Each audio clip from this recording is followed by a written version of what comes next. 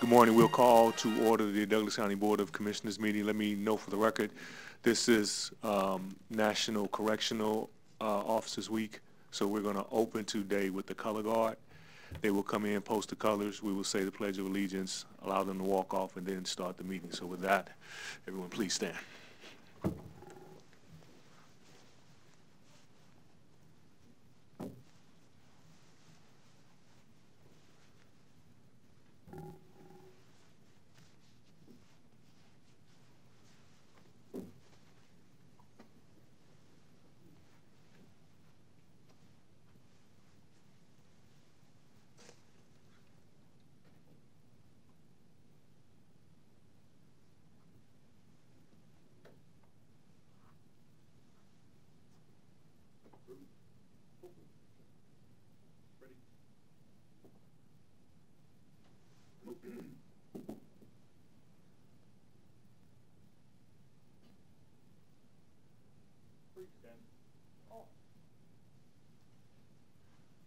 Pledge allegiance to the flag of the United States of America and to the republic for which it stands, one nation under God, indivisible, with liberty and justice for all.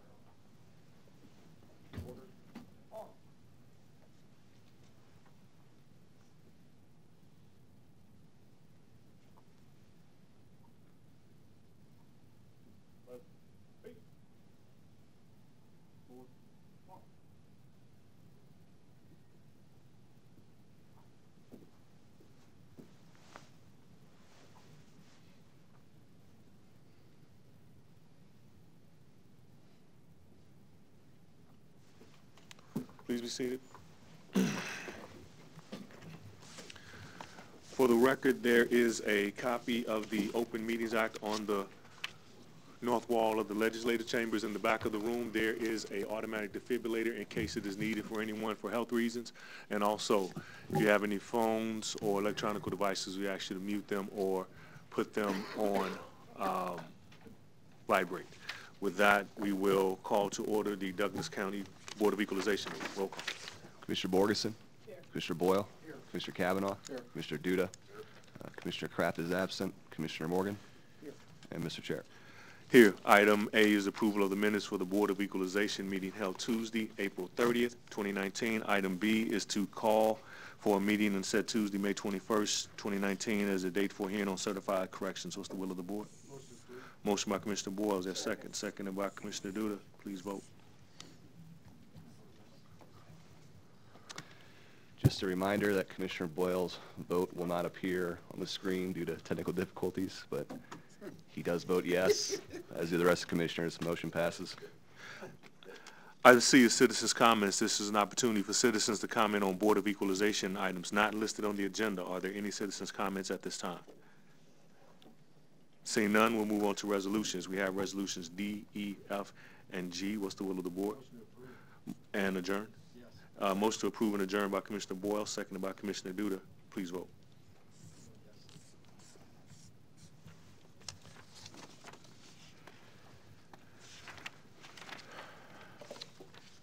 Mr. Chair. Motion passes 6-0. We will call to order the Board of Commissioners meeting. Roll call. Commissioner Borgeson? Here. Commissioner Boyle? Yes. Commissioner Kavanaugh? Here. Commissioner Duda? Here. Commissioner Kraft is absent. Commissioner Morgan? Here. Mr. Chair. Here. Item 1 is minutes and claims. Letter A is approval of the minutes of the Board of Commissioners meeting held Tuesday, April 30th, 2019. Item B, approval of the claims submitted for payment and processed through Tuesday, May 14th, 2019. What's the will of the board?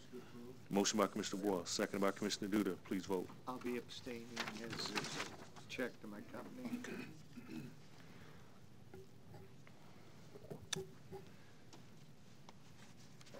Jeez, again.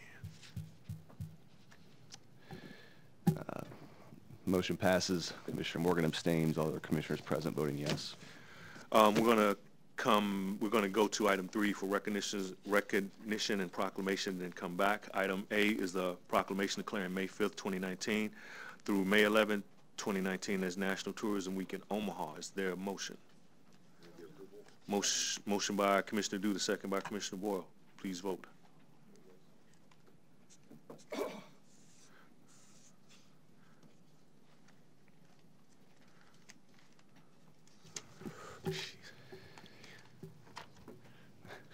Motion passes 6-0. Item B is recognition of the following county employees who's retired. Denise Ryder has retired from Douglas County Sheriff's Office after 30 years of service. Sheriff Dunning.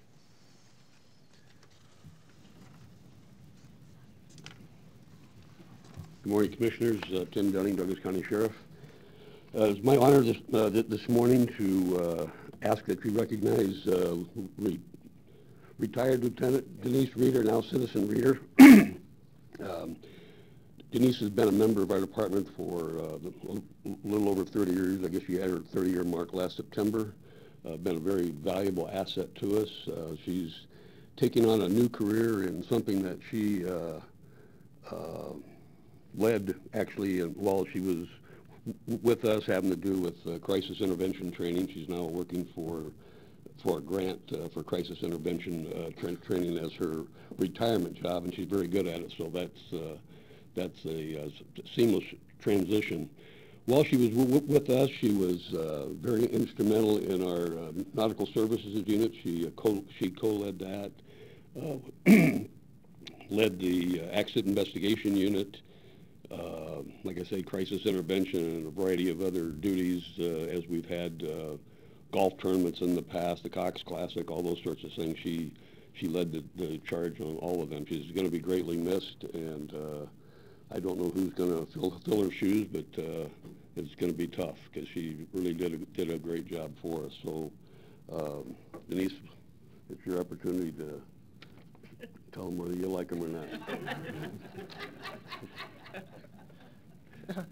I wanted to say thank you for the opportunity. Again, I was hired back in September of 1988, and I've been given a lot of great opportunities, positions and challenges, and each one has, I know, made me a better person, and I hope I leave the county in a little better position as well. So, but again, I can't thank you enough for all the great opportunities, the memories, the challenges, and I look forward to the next step and continuing to work with a lot of people at the same time. So thank you very much. Thanks. Commissioner Borgeson. Denise, I just want to personally thank you. I've had the opportunity to work with you in a number of capacities, but especially dealing with the mental health issues throughout Region 6. And as the sheriff said, you are the leader in that, and I'm very happy to hear that you'll be continuing that in your next career, although we'll miss you here. But you were very instrumental in it, and you were good at it and respected at it, and thank you so much for pouring your heart into that. And also that I enjoyed our last trip together in the helicopter, so. Right. But thank you for your service. I really, really appreciate you. Yeah, thank you very much. Appreciate it. Denise, thank you. Hold up. There's a motion by Commissioner Borgeson, seconded by Commissioner Duda. Please vote. We'll present this to you. We're going to start with Commissioner Boyle down there.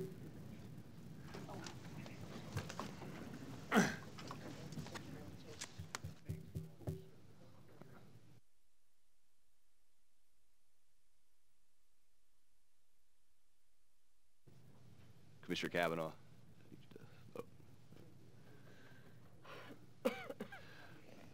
Motion passes 6-0.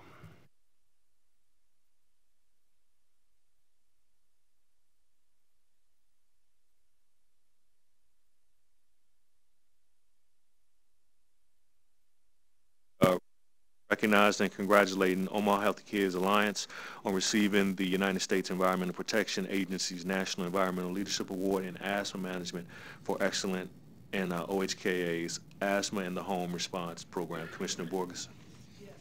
Thank you, Mr. Chair, and thank you for contacting me and asking me to put this on the agenda to recognize the organization for the work that they've done.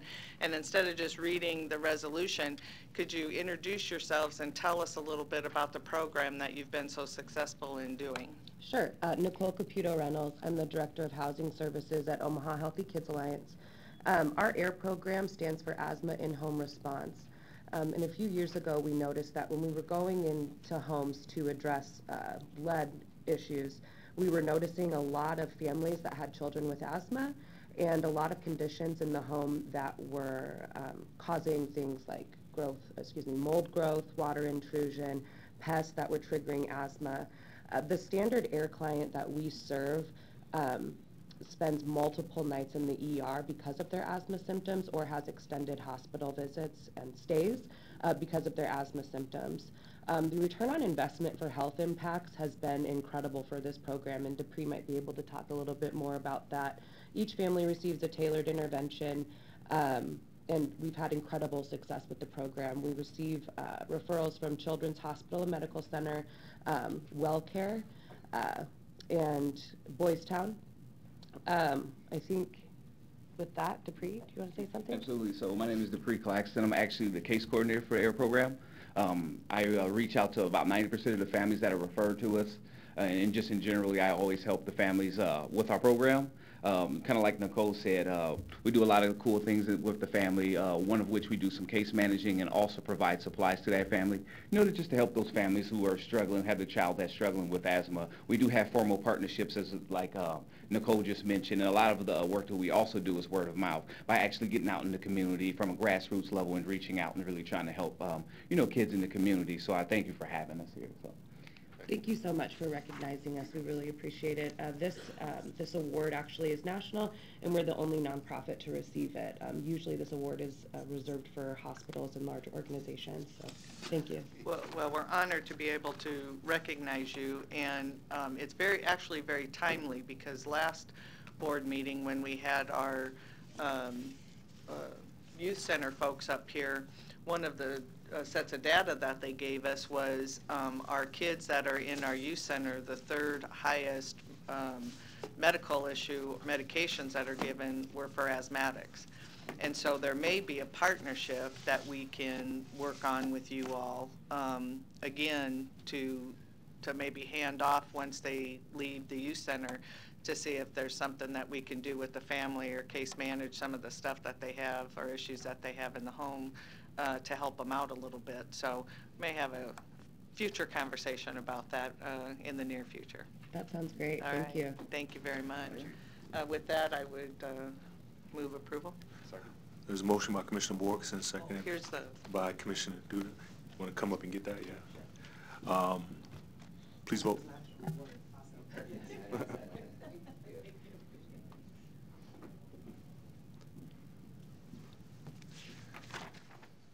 PJ, vote.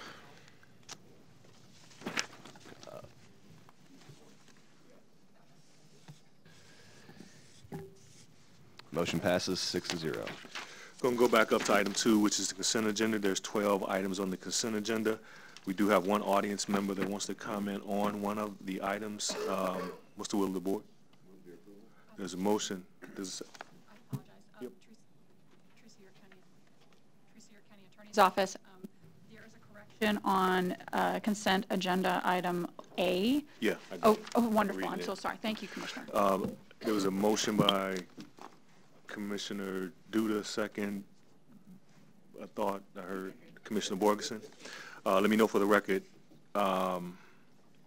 Item A, there's a correction in the first title of that, whereas the Douglas County Sheriff's Office has one K-9 known as Chet, and it reads a Belgium Malinese actually should be read German Shepherd. So if the record can show that. Also, we'll start with the citizen and then go from the board. The citizen that wanted to comment on the item, please come.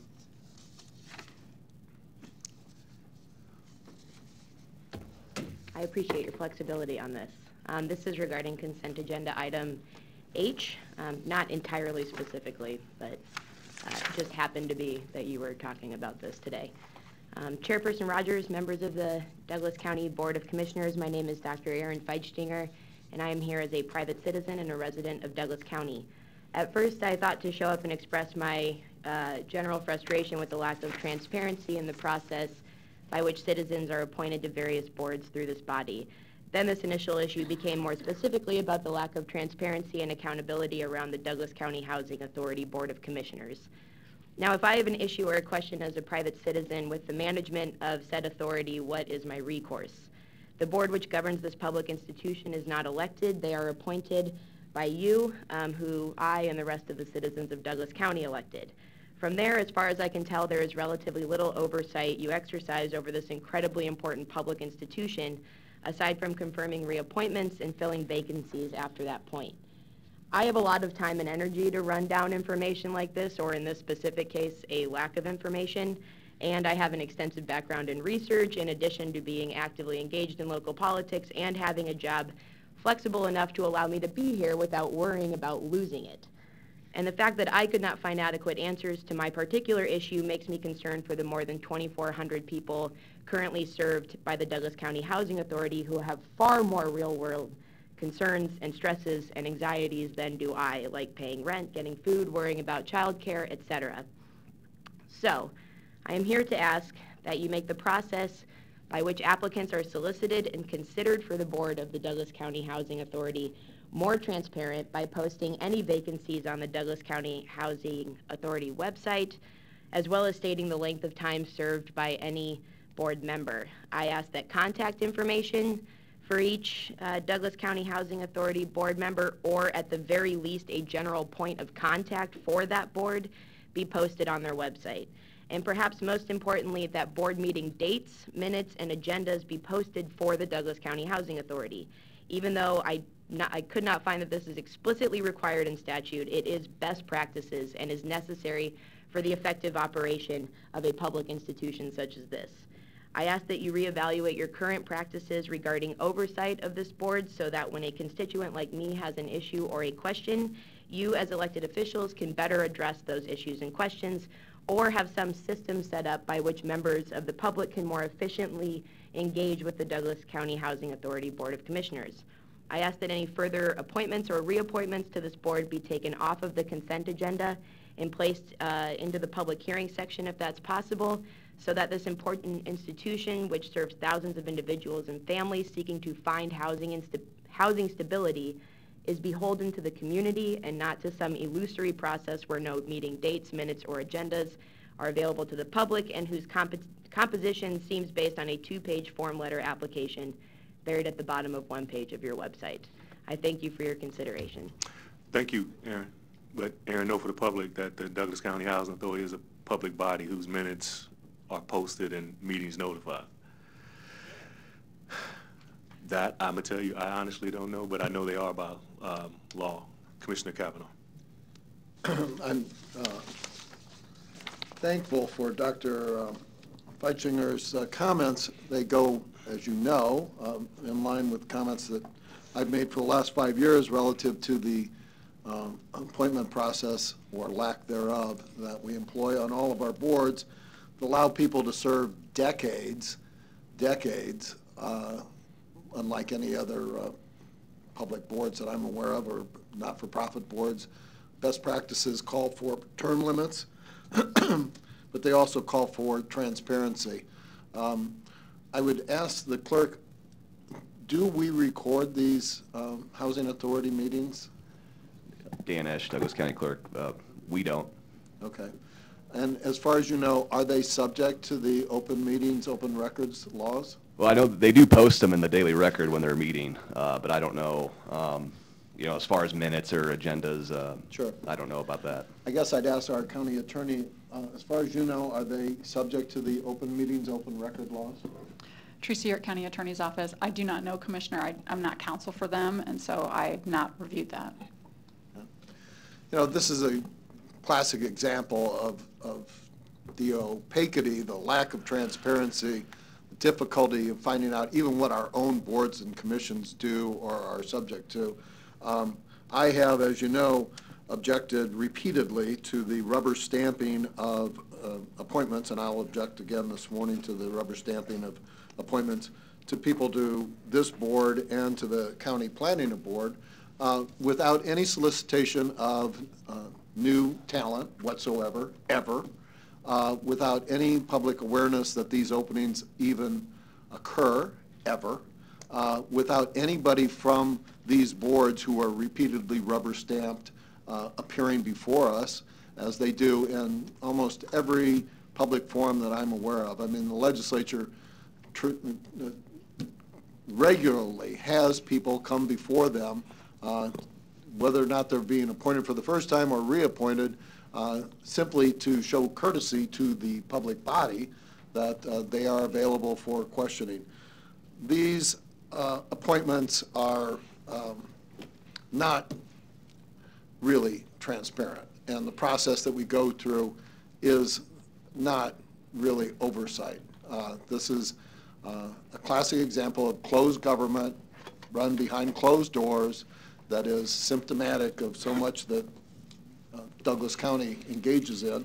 And I'm glad that somebody out there in the viewing public has actually picked up on this, because it results in bad government. And I think that some of the actions of the Housing Authority have come into question relative to the director. I know that other boards have had questions raised by the public in the past. They never appear before us, and they don't really answer to us as a board. They may answer to individual commissioners privately. That's a good example of what we need to change, and I'm all for it when we come up with these rubber stamped appointments again later today. I'll object to them and ask that they be taken up by the full board. Commissioner Borges. Well, this is one of those boards where we have no authority over the board if you'd read the statute. We appoint the people, and that's it. If we want to change something about this board, we need to go and change the statute. It's been that way forever. And there has always been an open door policy, and we've had people here at the board when they had issues that we've worked through with the Housing Authority. So again, our responsibility statutorily is to appoint the commissioners that sit on the Douglas County Housing Authority Board, and that's it. There's nothing else in statute that gives us any authority to do anything other than that. Commissioner Boyle. You know, I have mixed emotions. I can understand the, well, first of all, I do like to see accountability, and I think there is some. It's difficult, as Commissioner Borgerson correctly stated. You know, this board really acts all by itself, off on its own, and we really don't have any reports or anything necessarily. So, but does carry our name of Douglas County. And I'm torn between people who have served and who want to continue serving. I mean, look at us on the county board. You know, we've been here for a while, and most of us have, and plan to stay. And so, or would like to stay, I'll put it that way. And so I understand the desire to continue to serve. At the same time, I understand the need for fresh ideas and people coming in and offering new ideas. So maybe there's something we can do to you know, maybe advertise the opening some way online, use My Face or something like that. Anyway, use electronic data to notify people of openings. But generally, you know, I do like to see people who have served reapply, although sometimes over years it gets to be kind of a long time. So I have mixed emotions about it both ways, so I can understand the complaints, the comments, but I don't think it operates in the dark, but I do think there's maybe some things they could do bring their minutes up and possibly send them to the county clerk, who does a terrific job of getting those out in the public. So that's the only suggestion I have. I can understand the questions that are being asked, but I think we're on balance. I don't know that we can or should do much about it. Commissioner Morgan. Following up on what Commissioner Boyle said, about limits, my thought is, and I've said it before publicly here at this board, Commissioner Kavanaugh, if we're going to do 2 or 3 terms on these boards, then let's do the same for ourselves. If that's a best practice, legislature has 2 terms. I think they should have 3, having served in there because of what they do. But I think if we were to pass that for this board, 2 or 3 terms, it would not be retroactive. And to me, that would be plenty of time for any of us to serve the 2 or 3 terms. The other thing, you said that there isn't anywhere for people to go. We've had some things come up here on the Housing Authority, and we can take those up publicly if there's some concern by a citizen on any of the boards. And lastly, I'd say I know that we do interview people for the boards. I had some calls yesterday about wanting to serve on that Visitors Bureau, and I know that Mark met with some people last week here in our offices for those appointments. So sometimes it's difficult. The Extension Board, for example, and some others, tough to get members that want to serve on those boards. Even our Planning Board sometimes is difficult. And on I'm going to abstain and probably have that omitted so I can vote for the others, but I have a person on there that I know quite well and work with, so I'm going to abstain on that Planning Commission vote when that comes up, if I could, Chairman Rogers. So, we can continue discussion, but Mary Ann, I believe that if somebody has a problem with the Housing Authority matter, they can come before this board, and we've listened, and we've had that in the past in recent years where we've listened to a complaint and checked it out. And if I'm not accurate, I'd want Commissioner Borgeson to respond. Okay.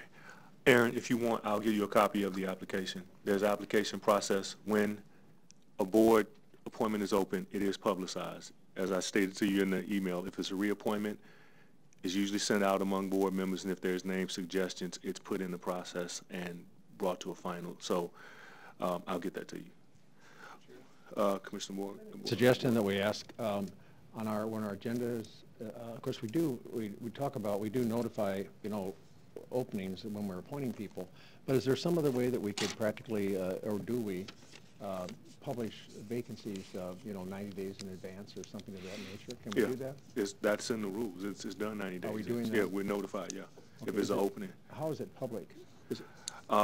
It seems like that was put in just for us to know, because sometimes we didn't. No, this was way back when Kathleen McAllister was there. Yeah, it's put on the website. Well, I was involved in that. Yes, exactly. I think it was notification for us, but I don't know if there's something we can do online or something of that nature to. We can work on it. Okay, good deal. Yep. Thanks. That's a good idea. It'll work well. With that, there's a motion second.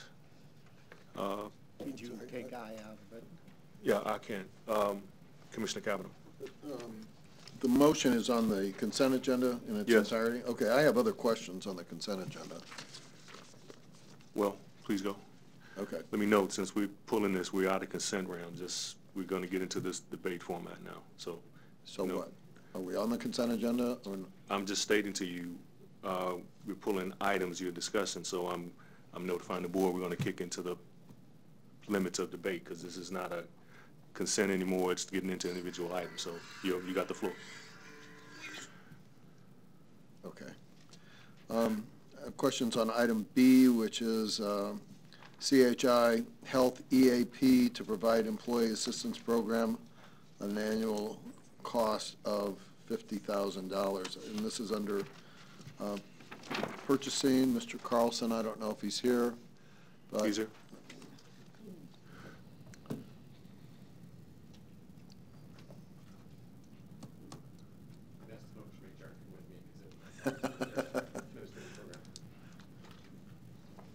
Eric Carlson, purchasing agent. Thank you. This is a little bit of informational for the public watching. Relative to the CHI Health EAP, help us with the acronyms again, EAP. Employee Assistance Program. Great. To provide employee assistance program at an average annual spend of $50,000. So what is the employee assistance program and how does it work? Okay, all right. You don't mind? My name is Carol Donnelly, Douglas County Human Resources. EAP is for our employees for assistance, whether it's a critical incident where they would go to the corrections facility to assist, whether it's an emergency of some sort. Also for family members for full, am I not talking loud enough? No, oh. I'm talking to them. Oh, okay, sorry. For our family members and our employees, if they want to talk to somebody. We typically have voluntary EAP assistance, but sometimes it's mandatory from a supervisor referral. What kind of assistance? Anything, sir, from financial troubles to divorce, numerous amounts of different things, whether it's a drug and alcohol, something. They get 5 free sessions, employees per incident. And this is kind of counseling assistance to these Correct. people. Right. Correct. The role that CHI Health would play in this is what? They are, like I said at the beginning, like a critical incident that would happen at the corrections facility. It's a 24/7, so they're kind of on call at any time, any shift. Whether it's something with an employee incident or an inmate incident. So EAP comes out and assists employees. We've also had, like, for instance, an employee that passed away. They would go and talk to the department, just somewhat of a counseling session, sir. Okay. So CHI is a noted local healthcare provider, right? Correct. Okay.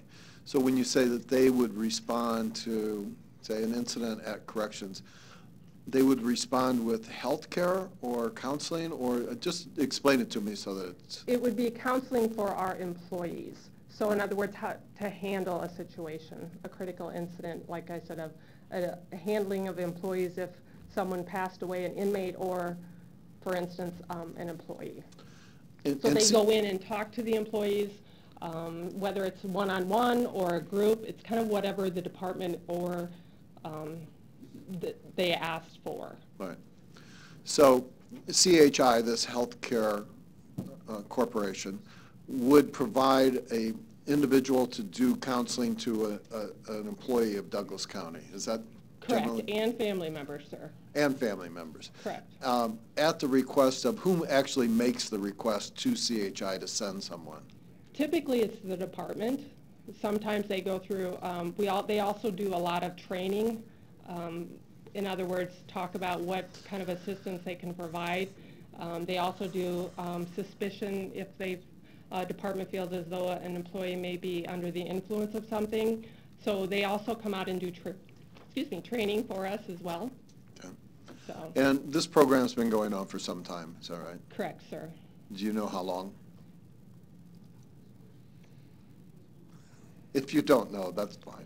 I know that my understanding is they've been with the county since 2005. Okay. Under the CHI auspices? Okay. And this is, and maybe this is a question for someone else, a renewal of a contract. Is that right? Correct. It's my understanding they were our only bid. Yeah, hold on a second. I guess maybe to clarify, Eric Carlson, purchasing, we put out an RFP since the existing contract had expired. And so this was the only vendor that replied. So I guess in a sense it would be a brand new contract rather than a renewal of an existing, because we have to start a new term. And the existing contract, is it for $50,000? I believe it's per employee fee, and I think that's where they came up with that estimate amount, from what I understand. Okay, so would the contract pay a flat fee to them, and they provide the service to everybody for a year or so, or what? Correct. Okay, so for 50,000, and the term of this contract is what, 1 year? 3 years. 3 years. For 50,000 in total, or 50,000 a year? Correct. No, which is it? Per year, I'm sorry. 50,000 a year, so 150,000 over the life of the contract, right? Correct. Okay. So for that flat fee, they provide all the services? Correct. There's no additional fee? No, sir. Okay. And we don't know what the previous contract's fee structure was? You can't, if you don't know, you don't know. I don't know, sir. Okay. Perhaps our director knows. Karen Butch, Director of HR. The contract with CHI, the Employee Assistance Program is a segment of CHI. And so they have employees there, and our contract is a per employee per month, or per year charge. So they look at our annual census, and then we pay a fee per employee per month. So there's no additional fees for the number of dependents or training. They provide a certain amount of training sessions for us. All that's covered in the scope of the contract. Right, so say roughly Douglas County has 2,000 employees, plus or minus, and they figure out, okay, that's going to be X number of dollars per employee per year. Correct. And that's going to equal $50,000. Approximately, because the numbers change every year based upon the number of employees we have. So it could be a little bit less, it could be a little bit more, but it averages out to about that amount. Okay. So does the contract say 50,000 or does it say adjusted annually? It's a per employee per month amount. So it's like, and I don't have the contract in front of me, so I apologize, but I think it's like $9.51 an employee per year. Okay, and what I'm trying to get at is, it says 50,000 on, our agenda sheet, and because that, I think, is roughly the budgeted amount for the upcoming fiscal year. okay, that's an estimate. It could be more, it could be less. Is that right? Yeah, okay, but not by much. I mean, it varies. I understand. By a few employees. Okay. Thank you. You're welcome. I have a couple other questions on different items. Item C, which is a resolution to appoint Chris Rogers to the Douglas County Unified Justice Center Development Corporation Board of Directors, is, I think, in the backup document that we have, appointment of Commissioner Rogers to replace Commissioner P.J. Morgan, who has expressed a desire to resign from the Justice Center Development Corporation Board.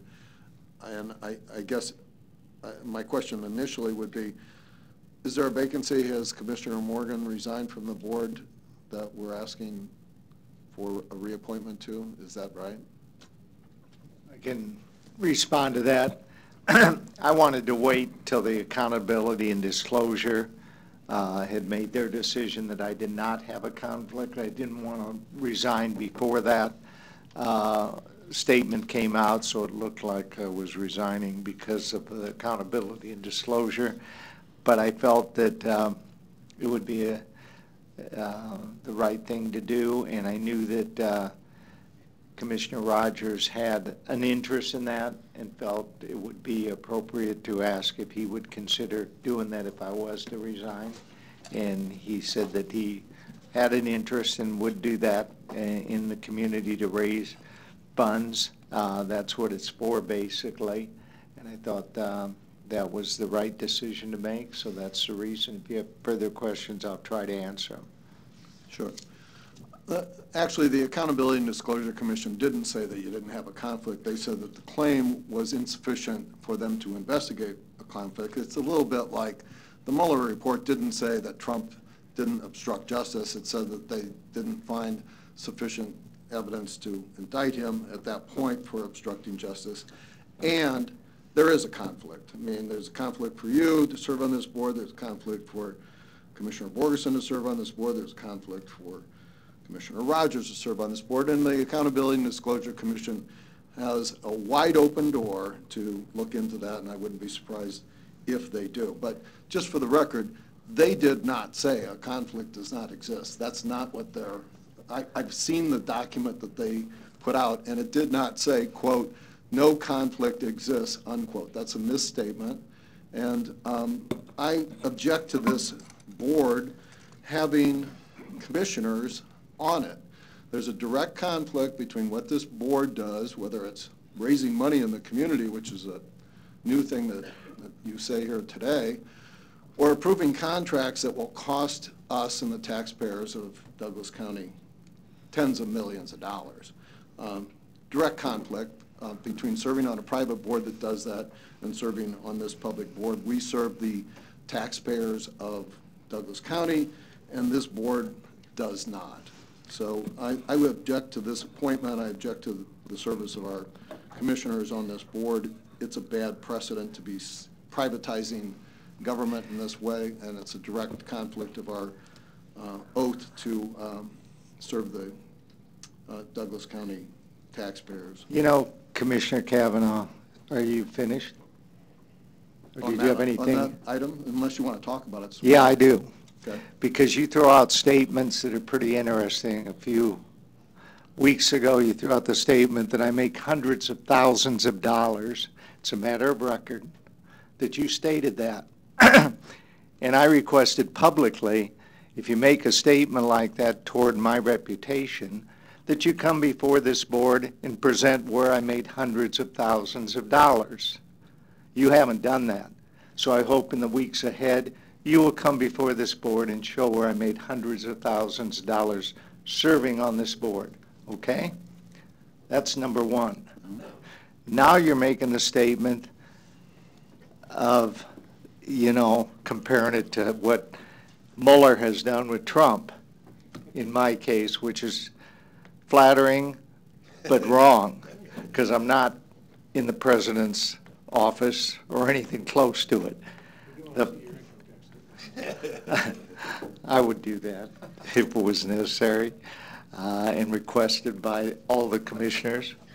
But the fact is, as far as that's concerned, they could find no reason. If you report something to the Accountability and Disclosure Commission, they will look at that and they will decide, are there possibilities of a conflict?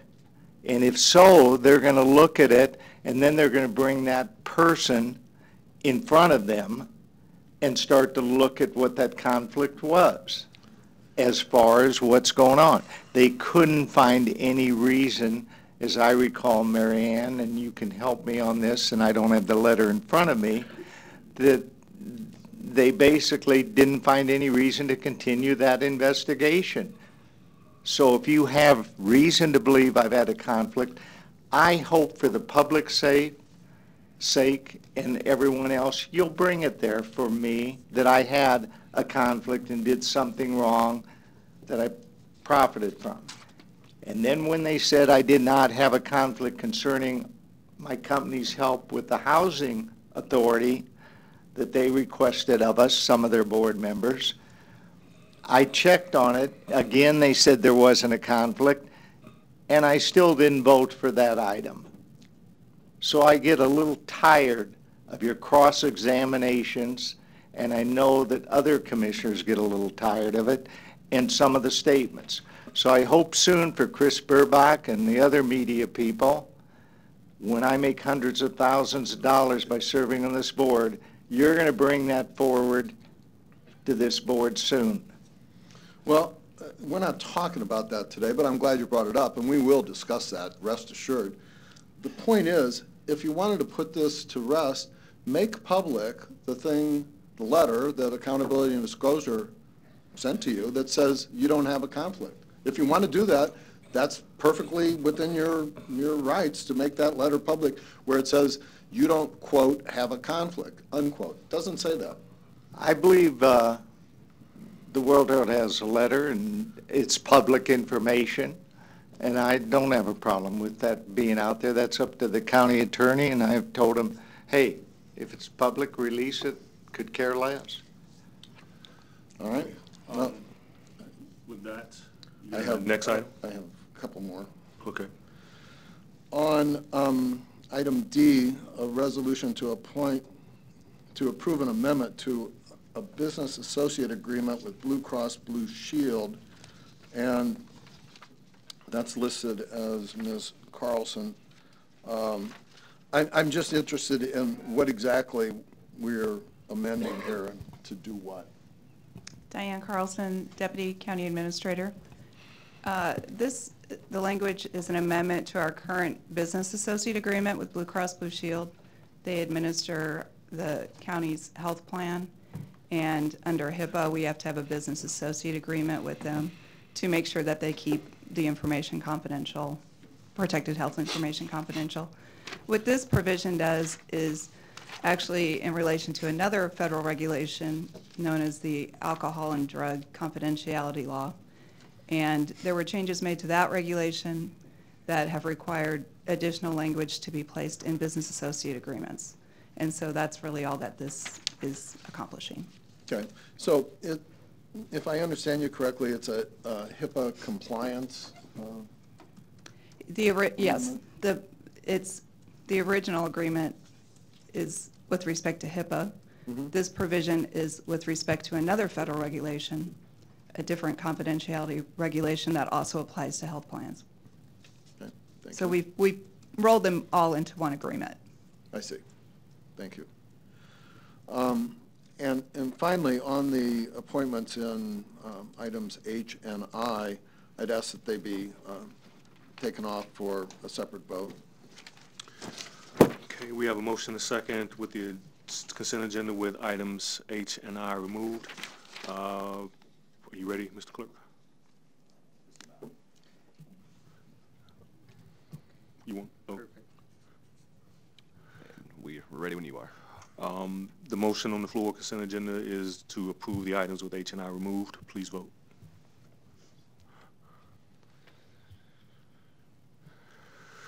Motion passes 6-0. Item I is reappointment of Susan Clark, David Levy, and Murray McArdo to the Douglas County Planning Commission. What's the will of the board? Motion by Commissioner Boyle, seconded by Commissioner Borgeson. Please vote. One moment, please. Commissioner Cavanaugh. Are any of these individuals here? I didn't think so. Does anybody know how long any of these individuals have served on the Douglas County Planning Commission? I do know one. Okay. Susan Clark has served a long time on the planning board. Her time of serving has been approximately, I think, 4 to 6 months. And she's being reappointed, so that's her long-term stay on that board. Okay. And relative to Mr. Levy? I know Mr. Levy very well. He's someone that I would consider an expert in the housing industry. He works at Baird Home, and he is a very accomplished attorney. And for the record, his son runs around with one of my grandsons. So anyway, but that doesn't have anything to do with anything. But great kid. Anyway, both of them. And anyway, but Mr. David is, I've worked with him. He has the right frame of mind about housing and planning. What I've observed is that we have, for example, worked together to try to figure out how to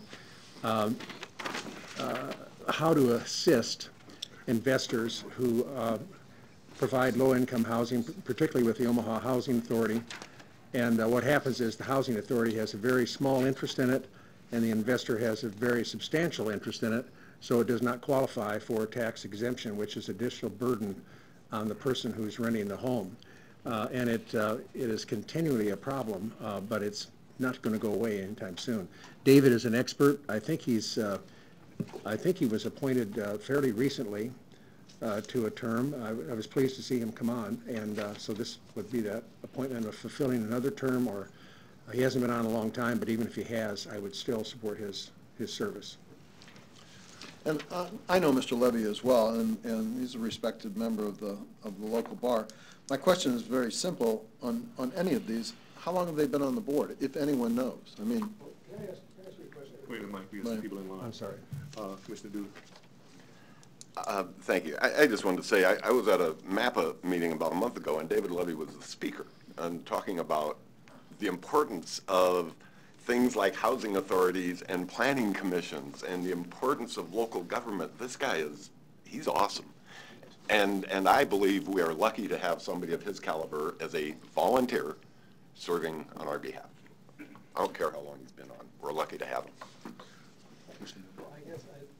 I was going to ask Mr. Kavanaugh was you asked how long he served, and I just I guess I'd like to ask you what's your difficulty with someone serving more than one term? Why do you think they should be replaced and fresh every time? Isn't there some value in our collective knowledge, you know, of being around here? Right. Two different questions there. First of all, I don't conflate elected officials in any capacity with appointed boards. Okay. They're different. Yeah. We have public elections. That's our term limits. People have democracy. They can put us in or put us out. That's different than this. These boards traditionally in the greater world have limits on your service. No reflection on people's desire to stay on the board at all. I mean, I share the same admiration for these people that others have expressed relative to their civic mindedness. Good for them. We live in a county of, over 500,000 people. There's plenty of talent here. In the wider world, boards are restricted to a couple of terms usually. I've served on boards, I'm sure you have too. And the best practices in the world of service on boards, whether they're private, not-for-profit boards or public boards, is a couple of terms. And it serves a couple of purposes. I agree with you, the institutional memory is important, but it's also important to have participation by a broad base of the citizens. This happens almost on none of our boards, and particularly on boards like this, which are fairly significant in terms of planning, real estate, what we do with our county.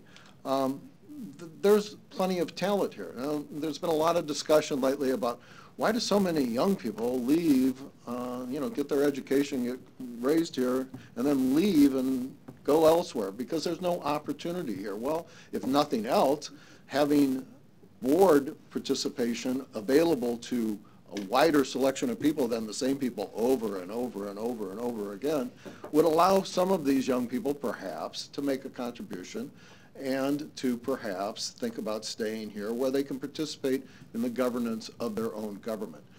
This is the only reason for instituting what the rest of the world has seen as best practices in terms of term limits for the boards. I'm not reflecting on the qualities of these people or their civic mindedness. I admire the fact that they're willing to do this. I just think two terms is enough, and most of the world of board service agrees with me. Why we don't even have that discussion is, to me, kind of a head scratcher. I don't think that we've always done it this way is a very good excuse for doing much of anything without discussion. So no reflection on these people, but without, a more open process of advertising the boards, selecting the boards, discussing the boards, rather than just putting them on a pro forma consent agenda every time that someone wants to continue their board service, I'm not going to vote for these. I've expressed this in the past. I think that everybody's well aware where I think we should go with all the boards and commissions and the appointment process. It just doesn't exist in a transparent, open way. It's broken, and it should be fixed. Commissioner Morgan.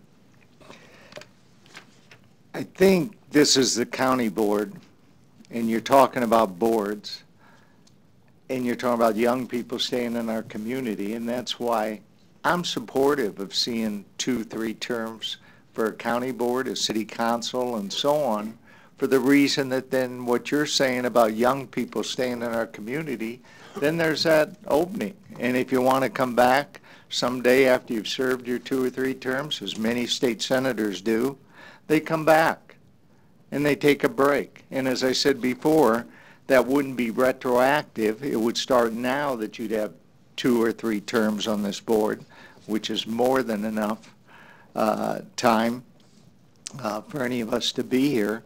And I think we do appoint new people to boards. I know the Visitors Bureau is going to have some new members, several.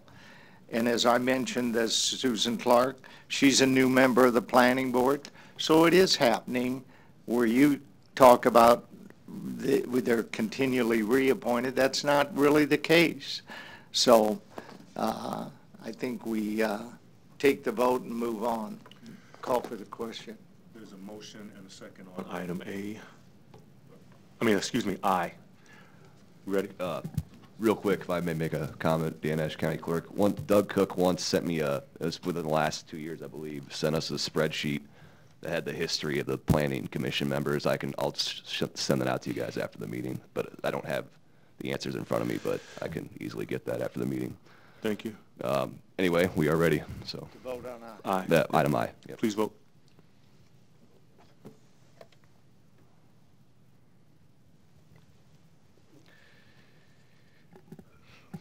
Motion passes. Commissioner Kavanaugh voting no. All other commissioners voting yes. Item H is reappointment of Phil Wayne and Matthew Wickman to the Douglas County Housing Authority Board of Commissioners. What's the will of the board? Motion by Commissioner Borgeson, second by Commissioner Boyle. Please vote.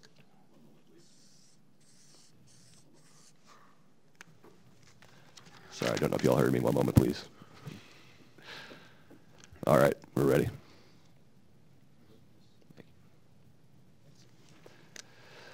Motion passes. Commissioner Kavanaugh voting no. All other commissioners voting yes.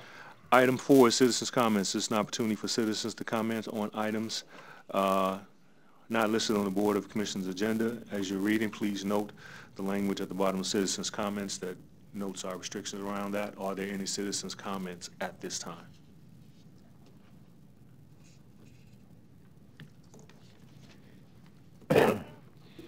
Harry Store, 5015 Lafayette Avenue, Omaha, Nebraska. I pay this county board rent to live there since 1971. Please bear with me for at least a sentence or two before you shut me down and have me escorted out.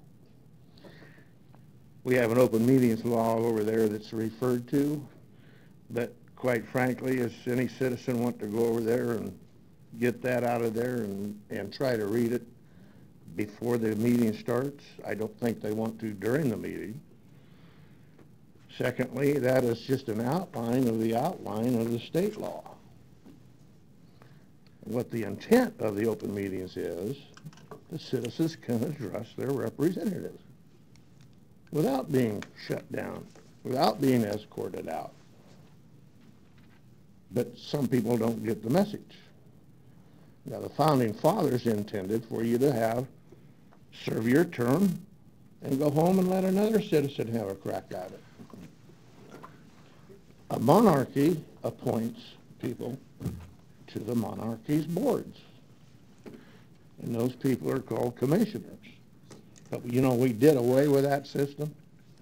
It's a republic, but it's not a simple republic. It's a compound republic, constitutional republic. Some people call it democratic republic. I heard a new tune the other day called commercial republic. But see, you don't hear that word, the simple word republic. You don't hear that around here anymore. And not even in the World Herald, that we refer to as our media partners. But, you know, we don't find out about a lot of these things because they themselves don't report on it. And we're not allowed more than 3 to 5 minutes, which, by the way, it's county business because this is a building, it's a joint building. So I'm going to mention the city council. The rules for the city council agendas are different than yours. But the intent of the open meetings law is that there shouldn't be any differences. Yes, you could make reasonable rules.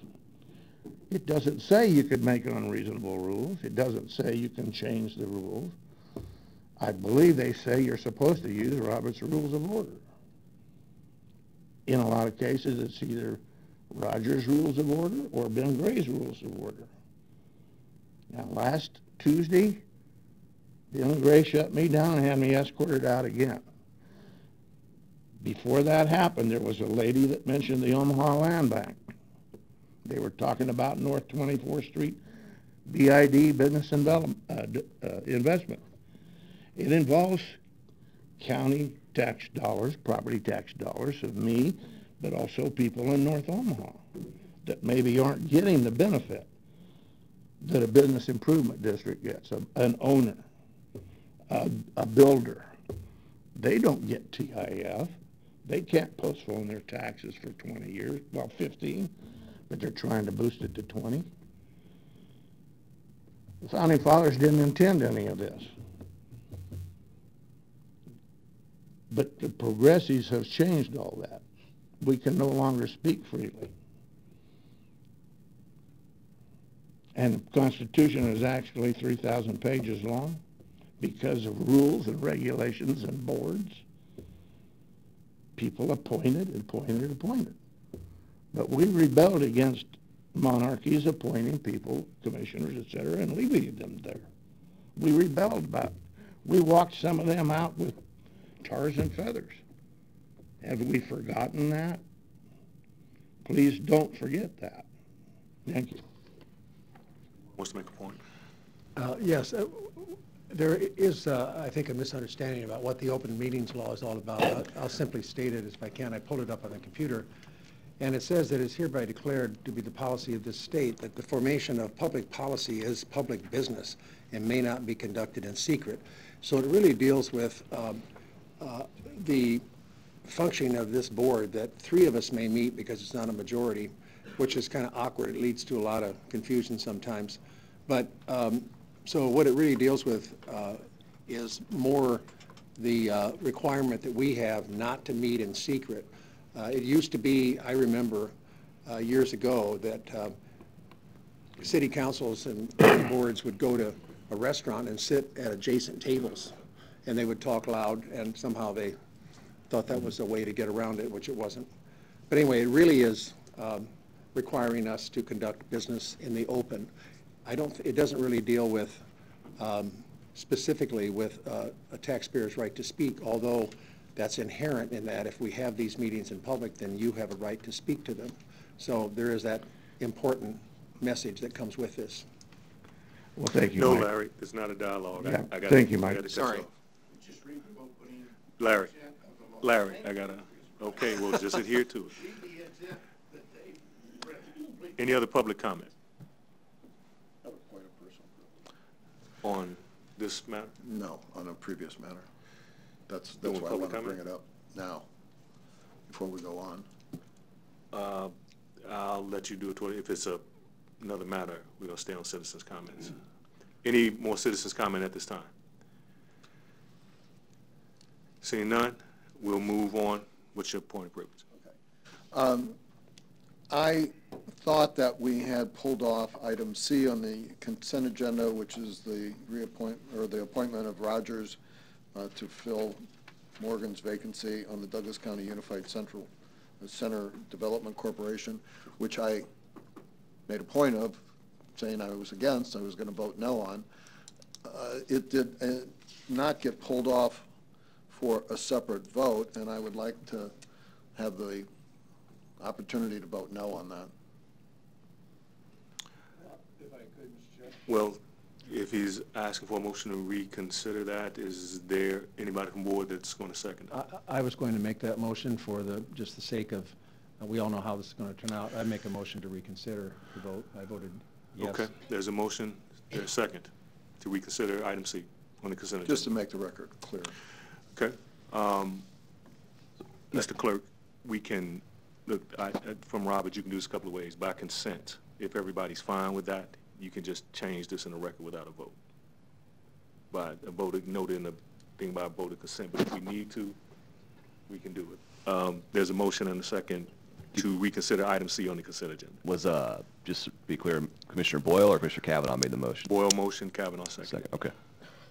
Excuse me. Can Commissioner Kavanaugh second? He did not vote on the prevailing side. Or did he? Oh, you did? He did. Yeah, got it. Sorry. You ready? Yes. Please vote. I vote yes. This is on the motion or on the? This is to reconsider to. Motion passes. Commissioners Borgeson and Morgan voting no. All other commissioners voting yes. There's a motion and a second to reconsider item C for approval. Commissioner Boyle's motion, is there a second? What's the motion? To approve item C. Yep. Commissioner Duda approves. Is it seconded? Please vote. One moment, please.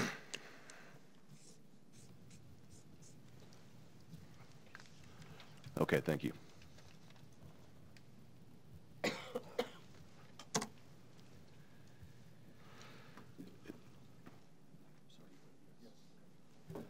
Motion passes. Commissioner Kavanaugh voting no, other commissioners voting yes. Item 7 is committee and discussion, action discussion items. Item A is finance letter. Item 1 is the budget report. Commissioner Morgan, is that submitted? As presented, and I think we have a presentation by the correction coming up. Item 2, presentation by corrections on their department's fiscal year 1920 budget request, which is in excess of the budget target amount. The amount is noted in record is $43,804,672. Mr. Myers. Good morning, Commissioners. Morning.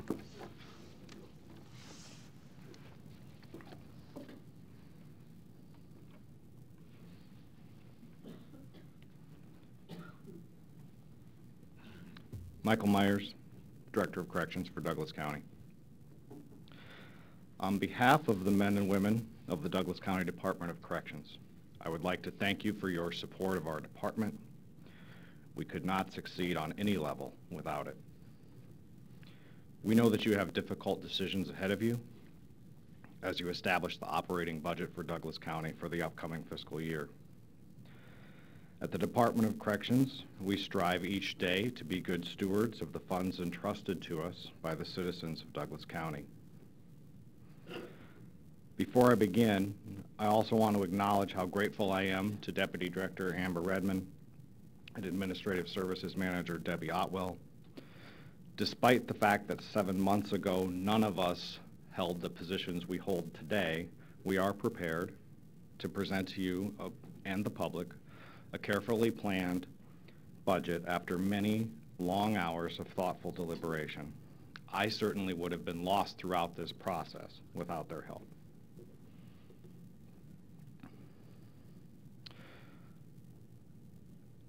Our budget as compared to last year, or our current fiscal year. Our current fiscal year's total budget was $42,885,741. We have a proposed budget for the 2019-2020 fiscal year of $43,804,672. That is a total increase of 2.1%, or $918,000 at $931,000. This amount is above our targeted goal. The primary drivers of the difference are the need for additional officers and the impact of salary increases.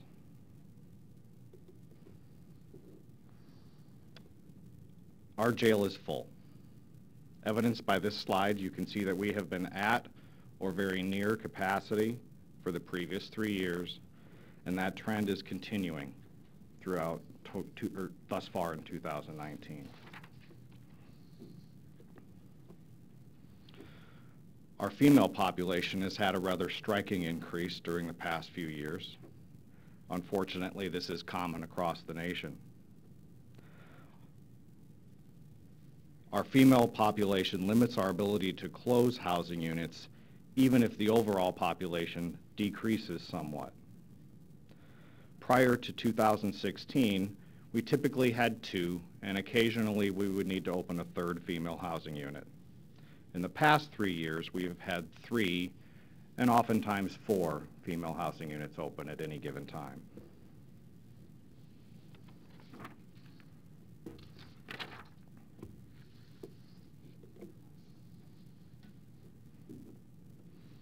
In the past, we have reasonably projected a certain number of housing units to be closed when calculating our budget. More recently, those reasonable projections have become less realistic and were based more on the hope that something would change and reverse the trend. In 2015, we averaged 4.5 housing units closed. In 2016, that number decreased to 4. In 2017, we only averaged 1 housing unit closed. And we have had 0 housing units closed throughout 2018 and thus far in 2019. We feel that we cannot, in good conscience, submit a budget to the citizens of Douglas County that is based on the now clearly faulty assumption of being able to close housing units.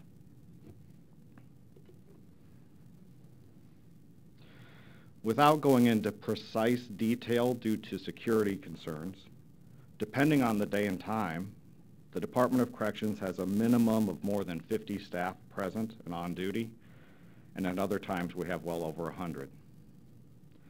There are 43 distinct work posts at the Department of Corrections, which are now always open.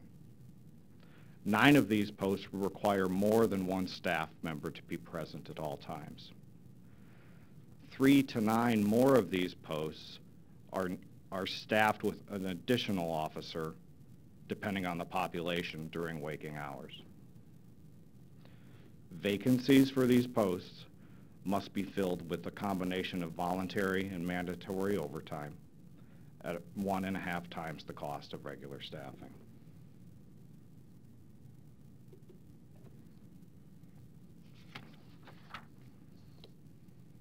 In addition to our staffing that exists around the clock, we have other posts that are not staffed 24/7, 365. There are 21 other unique functions which are staffed during day and evening hours or business hours, many of which require more than one staff member to be present. These functions include the operation of 2 lobbies, the courtroom, administration, key and tool, safety and sanitation, our kitchen services, laundry services, recreation, reentry, programs, education, pretrial services, and several others. Some of these posts, when there is a vacancy, are not backfilled with overtime.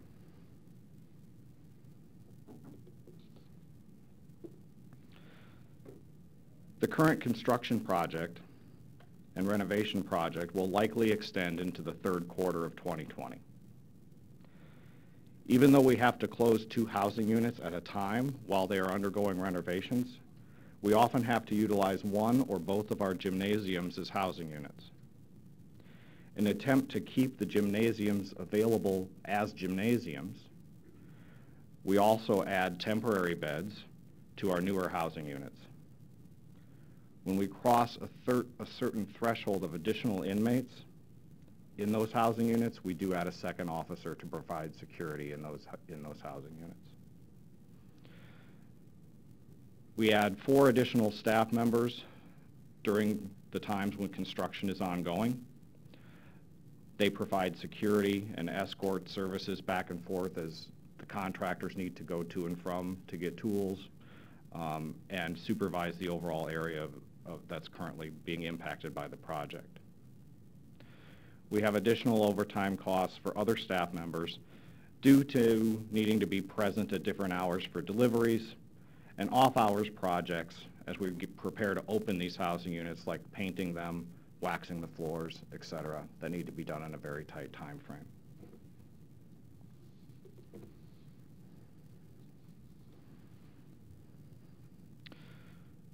We are currently authorized 374 officers at all ranks. To minimally staff the Department of Corrections with all housing units open throughout the fiscal year of 2019 and 2020, an additional authorization of 22 officers is required, bringing the total authorized to 396.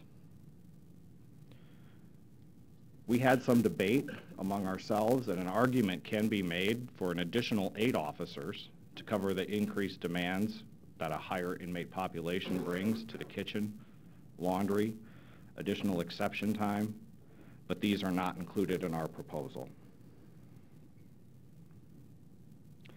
We understand that we need to be creative and innovative to find ways to complete our day-to-day supportive functions as efficiently as possible.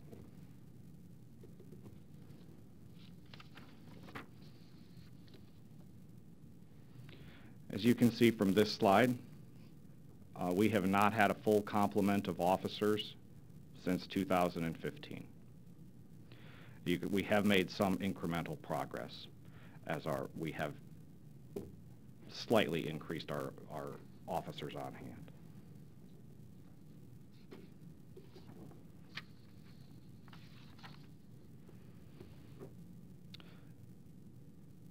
Not having a full complement of staff has a profound impact on our overtime. As I mentioned previously, the last fiscal year that we averaged full officer staffing was the FY 14-15 year. By comparison, the Department of Corrections is currently averaging 88% of the proposed authorized staffing level. While staffing level is not the only factor, it is the primary reason overtime costs for the current fiscal year have approximately doubled since FY 14-15.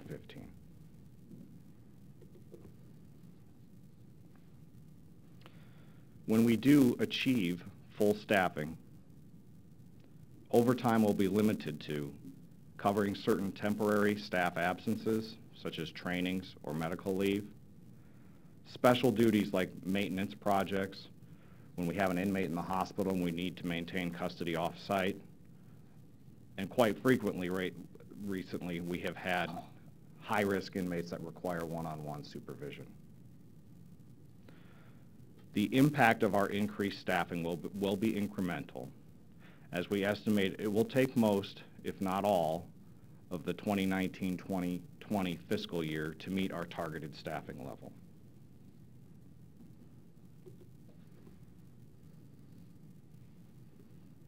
There are also human implications of high levels of overtime. We have had increased staff turnover due to fatigue and burnout. That leaves us with a greater percentage of inexperienced staff members. The combination of those two factors leads to increased safety risks when you combine the inexperience and fatigue. We do have some cracks in what still is a very strong foundation, and we will do everything we can to turn the tide on this issue.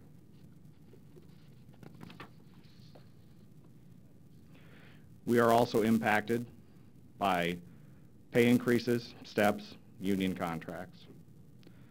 Based upon the step increases, annual raises, and the contracts which have taken effect since the FY 18-19 budget was approved, the personnel costs for the Department of Corrections have increased $581,118.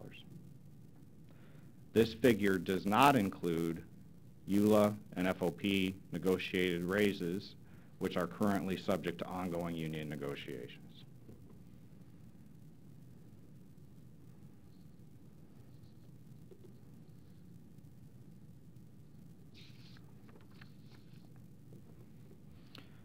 I want to state publicly our hiring and retention goals for the fiscal year upcoming. We have worked with HR to revamp our hiring process. This has already been implemented to increase our efficiency. We have set a target of hiring at least 80 officers. We are also implementing several staff retention strategies relating to wellness, morale, and training. We hope to impact our attrition and basically cut that rate in half and lose no more than 48 officers in the following year. If we achieve those goals, we will have a net gain of 32 officers, which will bring us very near our proposed authorized strength.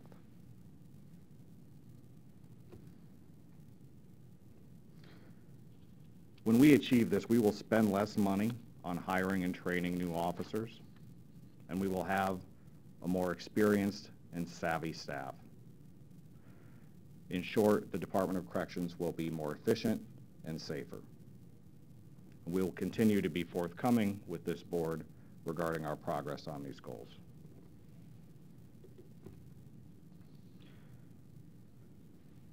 We also want to attack our budgetary problems by continuing some efforts and engaging in new efforts to reduce our population. We will increase utilization of the Criminal Justice Center via the Sanction Center and Transitional Discharge Center programs. We will increase system coordination through various stepping up strategies to increase diversion from jail and reducing the length of stay in jail for those with mental illness. And we will begin a renewed push towards increasing utilization of pretrial release conditions of bond in lieu of conditions of pretrial release supervision in lieu of higher bond amounts. And we are also developing targeted interventions to address our female population. Through wisely widening the eligibility for placement in the Criminal Justice Center and other programs, and continuing to lead and cooperate with our criminal justice system partners, we hope to achieve positive outcomes in reducing our population without compromising public safety.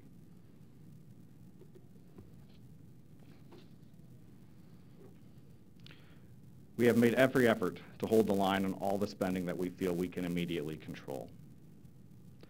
All purchases have been carefully scrutinized in our upcoming budget. For example, we even found a cheaper source for purchasing toilet paper. Overall, we achieved a 1% decrease in the non-personnel operational costs from the general fund. So let it be known that we left no stone unturned in looking for opportunities for cost savings, and even in regards to toilet paper, we even looked where the sun doesn't shine for an opportunity to reduce spending. But in all seriousness, nothing we purchase gets cheaper, and many staff were very diligent in taking on the challenge to find ways to reduce costs wherever we could.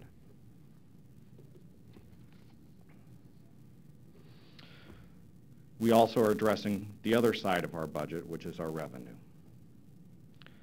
We recently negotiated a 16% per diem increase with the Immigration and Customs Enforcement Agency. Shortly, we will begin negotiations with the U.S. Marshal Service to achieve a similar end. I do want to caution the board that our revenue potential is capped due to our current capacity issues related to construction and renovation. Once those projects are complete, we will see a larger scale benefit from these renegotiated agreements.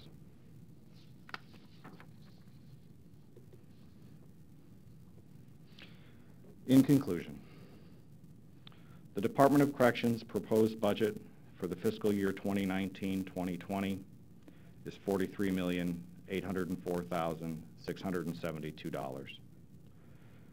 This is the first budget that assumes the Department of Corrections will operate at full capacity based upon the 3 previous years of population data. We have set our hiring and retention strategies and goals have been set, and we will continue to vigorously advocate for reforms in the areas of mental illness and pretrial release that could possibly shift the current population paradigm. This is a right-sized budget that for the first time reflects the reality of the jail operating at full capacity. I want to thank the commissioners in advance for tackling the difficult challenges that the realities of the Department of Corrections presents. I also want to thank the taxpayers and all citizens of Douglas County who support the vital service we provide. I'm ready for your questions. Okay, you got a good amount of them, Mike. Commissioner Boyle first. Thank you. Thanks for that excellent presentation. It's very readable and very well organized. I appreciate that very much. And because I have a real thing about not being able to read or follow things. So thank you. Very well done. The talk of operating at full capacity is very alarming, although I think we've seen that coming. And I wonder whether, can you talk a little bit about, do we have individuals in corrections who are there because of violation of probation? Do you know what that number is off the top of your head? I can't off the top of my head quote the number, but I can tell you that it's gone from something we used to measure in 30 or 40 to well over 100 individuals. Okay. I know those are ballpark figures, okay. but it has, in the last few years, the scope of probation has increased dramatically, yeah. So it makes sense that we will have an increased number of probation violators in custody. Well, you know, if you think about it, people who are out they're not imprisoned, and they're out on probation, and then they have a violation of it, maybe there's some way to diminish the numbers by reducing. I know there's some jurisdictions, and we've been talking about in the youth arena, that they don't imprison anybody or put anybody behind imprison anyone who's violated probation. So I think we need to, and there's several things we need to talk to judges about, so that's one of them. I'm really wondering too about diversion. In Sarpy County, they have diversion for alcohol, which is at the discretion of the county attorney. It's probably not, something, it's a little hard to explain because it looks like you're soft on crime and you're for drunk driving if you offer diversion to someone who's driven while impaired.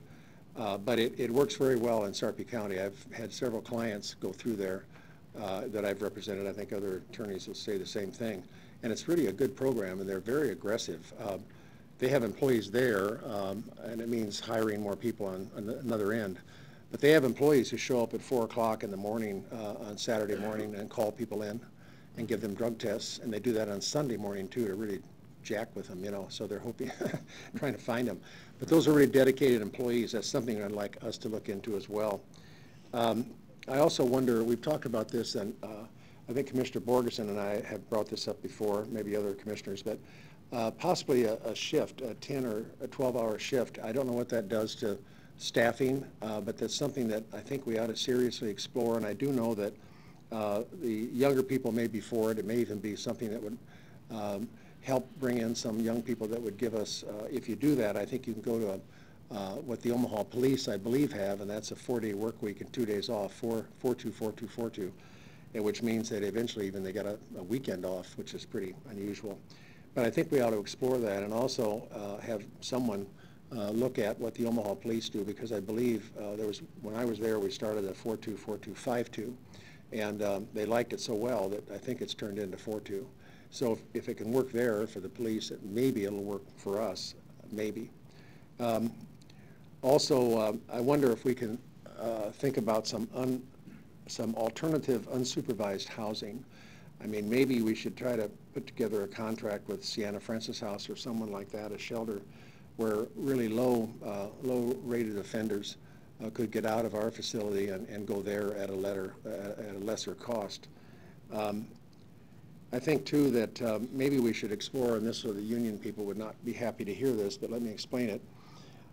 Some time ago, there was an effort to hire part-time people, and I don't know whether that is attractive or not because of the training that goes into it, but maybe there are some people who are full-time now who would like to go part-time. The contract forbids that, but maybe it's something that would work if they could be union members and covered by the FOP contract. It may be something that could be attractive even to a person who's working now or someone who's coming from another jurisdiction. And finally, bail. I don't know what happened to Senator Chambers' bill on bail, but that's another one that really it could do a lot to help get people out. So I think there's plenty of things we can do, and maybe they're pie in the sky. Some are, but I think diversion and I think alternative housing are sorts of things that we should explore, and not that you haven't already, but we probably ought to sit down and have a big day-long seminar and talk about those things. But I think what you're doing is very necessary. I think you have taken over and done a terrific job. We're so fortunate to have the team that we have. I'm very impressed with what you do, your dedication, your professionalism, and I'm just really happy with what you're doing, and I really appreciate your stepping up and taking this responsibility on. It's a big deal, and thank you. Thank you, Commissioner. Commissioner Borgeson. Thank you, Mr. Chair. And Commissioner Boyle kind of hit on a lot of the points that I wanted to talk about as well, but especially the one that maybe if we did a planning session that we could really talk about the pretrial and the bail bond issues and the diversion and the stepping up initiatives that are going on, so that we all know what is going on with all of those and what needs to be pushed or where it needs to be pushed, instead of some conversation and then all of a sudden somebody saying, well, nothing's happened for X number of years that you've been doing this. Well, that's not true. There's a lot going on, but what do we need to take it to that next level? There's opportunity here, and it always seems that we focus, or some anyway, focus on the negatives of what we're doing. And I think there's a lot of positives that we can build upon with those initiatives or those alternatives that we talk about. But again, I think if we really push for them and we really plan for them, I mean, Commissioner Rogers and I can tell you, we just got back from Detroit, and there were many people talking about how they've literally emptied their facilities because of the pre-trial programs and the bail bond program. So it's not like they're out in left field or they're not there that we could look at to try to replicate. They are out there. We just have to pull all of the players together and again, take it to that next level. And so I think there's a lot of opportunity here, not just to, I'm not trying to diminish your comments about needing more staff, but that to me is kind of one of those that we don't always need to just go there. If there are diversion programs to keep people out of our facility, then I would rather spend the dollars on those because that actually saves the taxpayer dollars in the end. So I do like Commissioner Boyle's, again, idea of doing a planning session so that we look at each one of those programs. What does it mean? What have we done on it? And where do we need to go next on it? And if we could get that set up, that would be terrific. Absolutely, and I agree 100% that we need to be pushing a variety of strategies. There's not one strategy that's going to completely shift this paradigm. We're going to have to attack this problem from a variety of angles to have a significant impact. Going into this upcoming fiscal year, it would be difficult for me to predict that we would shift the paradigm that quickly. I guess the good news is I don't have any more housing units left to open, so I won't come back to you saying that we're going to have to do with the space that we have and maximize the utilization of it. But I do appreciate your comments. Well, and lastly, I do hope that we're able to bring, I've been working with Amber and Justine and Vicki Maka on the women population, and really hope that we'll be able to bring some ideas forth, and again, during that planning session, really talk about that to see how and what we can do to either divert or move those individuals to various programs rather than just sitting in our jail. So our female population, like I mentioned during my report, that the increase has been striking. Yep. And there's probably at least a third more women incarcerated today than there were 5 years ago. And the point to that is that we need to find out the underlying issues as to why. And that's what we're trying to come back with in terms of information and data to the board so that we can come up with what programs or services or what we need to do to divert those individuals from either coming or staying in the jail. Thank you. Commissioner Morgan. Mike, what's been said, I totally agree with Commissioner Boyle, Borgeson, and their statements that they made.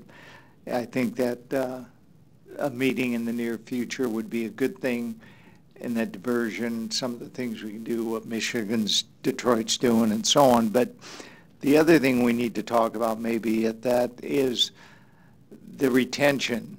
And as Mike and I were there yesterday morning for that hour,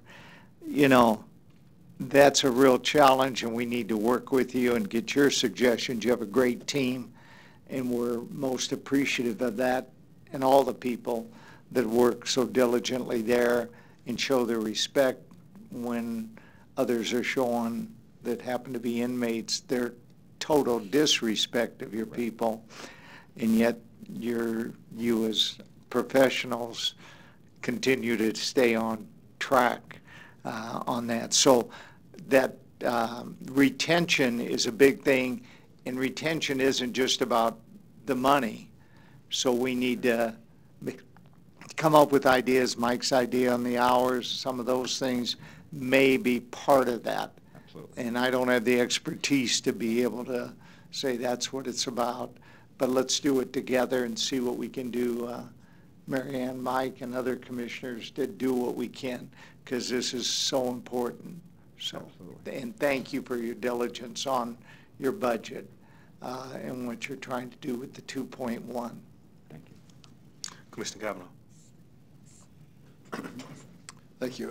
Thanks for that report. It's really good. And thanks for all you do. You guys have a difficult job, and you handle it well. Glad to see the Honor Guard here today. They really look sharp. So thanks for coming and helping us. Relative to this PowerPoint, I'm kind of an analog guy sometimes, so could I get a hard copy of that? It's really good, and it's really pithy. I appreciate it. Oh, thanks. You're very good. Thank you very much. Just a couple. You're going to send one to everybody, right? I will send it. Okay. I will send it to everyone. A couple quick questions on pretty specific stuff. I think, if memory serves me, the amount of overtime hours, correct me if I'm wrong, in 2018 was maybe 40,000, something like that? I believe it was a higher number than that, and I'm going to look over to, we'll have to pull that for you. Okay, tens of thousands in any Correct. event, and pretty widespread that, you know, pretty much everybody is putting in pretty healthy overtime hours, That's right? correct. Okay. Those are time and a half hours, I think I heard you say? That's right? correct, Commissioner. So there's a dollar amount. I'm trying to monetize the impact of this.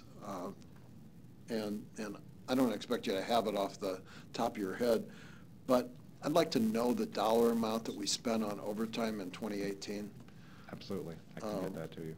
We have And you know, the idea there, of course, is if we're able to accomplish what I think you laid out as a clear path forward, to increase our number of corrections officers, we can lower that number, and that's a trade-off. That's a dollar trade-off, and it's worth it to us to do both of those things. I mean, just from a public safety point of view, it's important for us to have the full complement, and I fully support what you're trying to do to get there. But for our internal dialogue, a lot of times we don't hear the other side of that equation is, how much is that costing us in overtime hours? So I'd appreciate to have that. The other thing is, of your 42, soon to be $43 million plus budget, how much of that is, you know, straight Douglas County General Fund, and how much of that is from, I think the two main outside sources are ICE and the U.S. Marshals. And I, again, don't expect you to have these on the tip of your tongue, but, you know, you're one of our two big departments. And so if we're comparing apples to apples, the other big department, Douglas County Health Center, gets tens of millions of dollars of federal funds, Medicare, Medicaid funds primarily. What is the portion of your 42, soon to be $43 million, which is not general fund taxpayer dollars? It would be good to know. Absolutely. That, I don't know if we have that exact figure handy, but roughly, Joe, is 2.5 million. Oh, 25 million. 25 million. 25 million of the 42, soon to be 43 million comes from federal funds? No, it comes from the general fund. Oh, I'm I'm not sorry, hearing that's this. general fund dollars. I was referencing Joe. Okay. Let me make this real clear. Non-Douglas County dollars, okay? So that's the number I'm looking for. I can provide the precise number to you. Basically, our rate that we just renegotiated with ICE, and we will anticipate a similar agreement with the U.S. Marshal Service, is $98 per day per inmate. That's the U.S. Marshal one? That's the ICE number, and hopefully by the time we really get into the next fiscal year, we'll have the Marshal Service approximately matching that. Okay. So we currently cap our beds available to those parties at 125. Once we get through construction, we may be able to lift those numbers a little bit higher and increase our revenue. So if anybody can do that math in their head, that's there you go. The U.S. Marshal number, the per diem number today is somewhere? It's 88. 88, okay. anticipate them being approximate to what ICE will be, or what ICE already is. And historically, have they been pretty much? They've been pretty close Okay. in the past. We just happened to renegotiate it, ICE's agreement first. Great. The final thing is, you don't really have very much control over your population. I mean, you take who they send you, and I understand that you can maybe affect that to some degree through some creative use of diversion techniques. But if the court sends somebody over, there's a court order saying you're going to hold him, you're going to hold him, no questions asked. Absolutely, that's correct. And if the court sets a bond and somebody can't make a bond, you don't have any control over that. That's also correct. Okay. So, you know, this talk that we have about affecting this through bond reform whatsoever can be done is largely going to be done by the judiciary, not by the Department of Corrections. That's correct. I mean, last year, before I assumed this position, I worked with a group of stakeholders to propose some alternatives to alternative types of pretrial release supervision. And that effort needs to be picked back up. You know, as we've gone through a series of transitions at the Department of Corrections, that hasn't been risen to the top of the day-to-day to-do list, but it does need to rise back up there. It is very important. Right. And, you know, I've spent decades practicing in county court, district court, been to many, many, many bond settings, and the one thing that I know is the judge sets the bond. We don't set the bond. We don't tell the judge how to set the bond. That's his prerogative. So, you know, I understand what you're doing and I commend it, but that big part of it is largely judiciary's control, not yours. The going forward attempts to increase the complement of corrections officers you have, again, I commend you on that. I think that, you know, your two big problems are overcrowding and understaffing, correct? That is correct. Okay. So the overcrowding part, I mean, you got limited control there, but this one is maybe something that, you know, we do have a little more control on. In the last year, we had several classes of corrections officers come online, be trained, and then be sworn in. And I'm not sure that I know the exact number of those graduates. Do you, in 2018? Yes, in 2018, I believe we had 104 total correctional officers. The problem is that we had 89 departures. Some of those were retirements and career changes, but as I've mentioned to this board before, the number that I'm most troubled with is there were 47 officers who left in 2018 who worked for us for less than 12 months. Okay. So you made a good point, I think, in your remarks, talking about needing a net gain of 32. And if I hear what you just said, we had a net gain of about 15 in 2018. After training and graduating 104, net gain of 15. So stepping that up to get to the net gain goal that you're talking about at 32 is like doubling our do it. And really, our focus needs to be on retention. We clearly did not have a hiring problem. 104 officers should have filled every vacancy we had. Right. But due to underperforming in retention, we still remain short on our complement of officers. And I think, maybe not today, but in a prior report that you did, you talked about maybe doing like exit interviews with these people. Why are you leaving us, particularly this younger cohort of people here for less than 12 months? Yes, that is also, it's on the agenda as well. We're also wanting to engage our current employees in their current levels of job satisfaction, what elements of the job make it worthwhile and want them to come to work, what do they dread, and what can we, you know, what suggestions do they have to make their job satisfaction increase. So we want to engage our employees from the newest ones through our mentoring and development program to our more veteran staff through mental health initiatives and other wellness initiatives that we are in the process of developing as we speak. To, you know, those our most veteran employees who may be considering a career change or leaving after a certain period of years, to understand where they're at and what their decision-making process is. Well, I want to commend you there for the, I think, newly instituted mentoring program initiative that you've got going. And again, I want to thank you and your whole team at Corrections for the valuable work they do for our community. Thanks a lot. Thank you.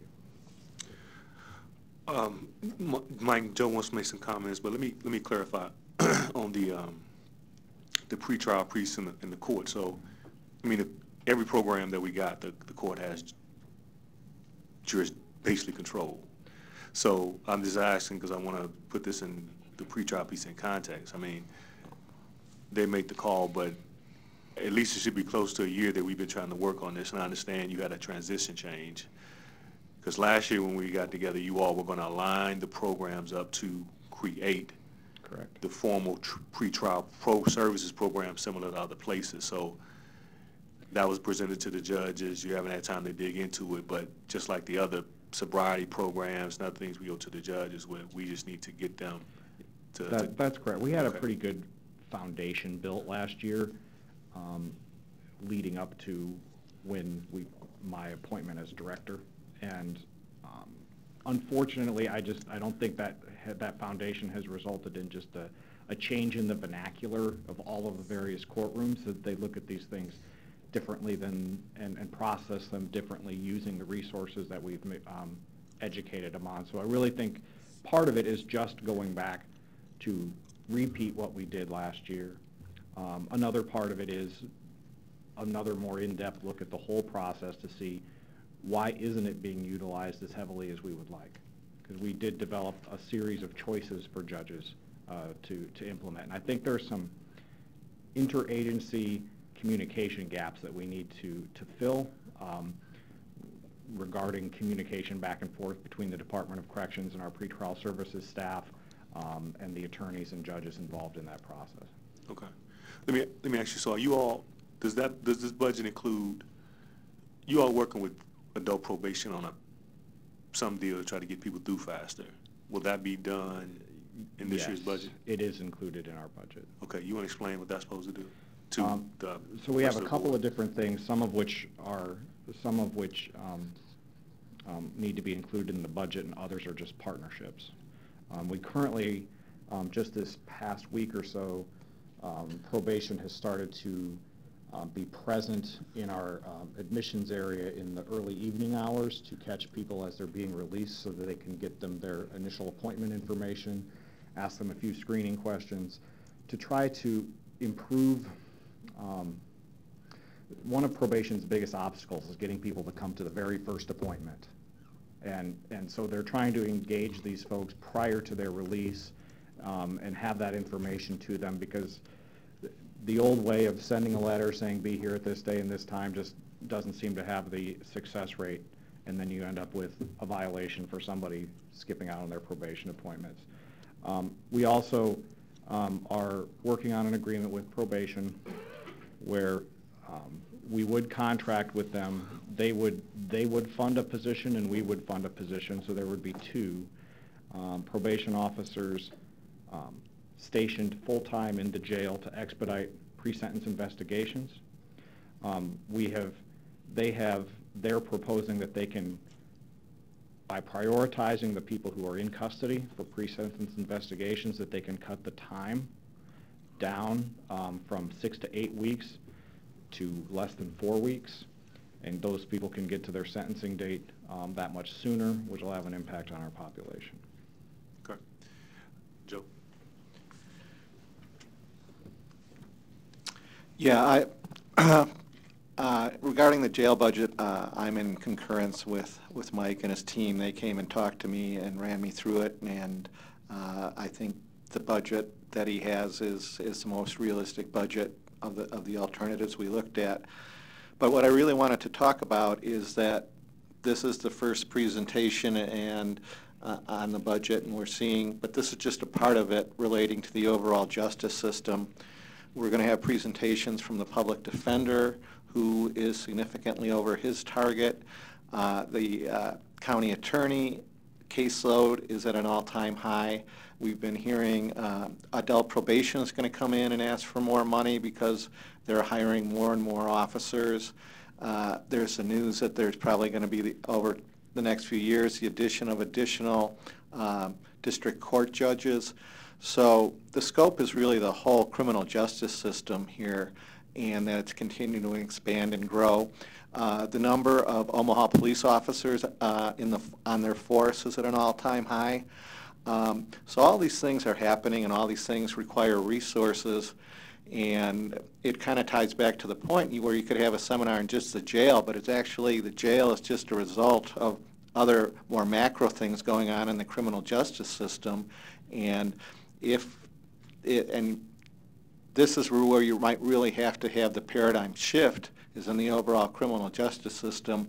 Otherwise, you're just going to continue to see it become more and more expensive for the taxpayers to operate. So I just wanted to make that point. Commissioner Borges. Mike, has there been conversation about using, you said notification for their court hearings or whatever? Has there been talk about using text messaging for that? Yes, there's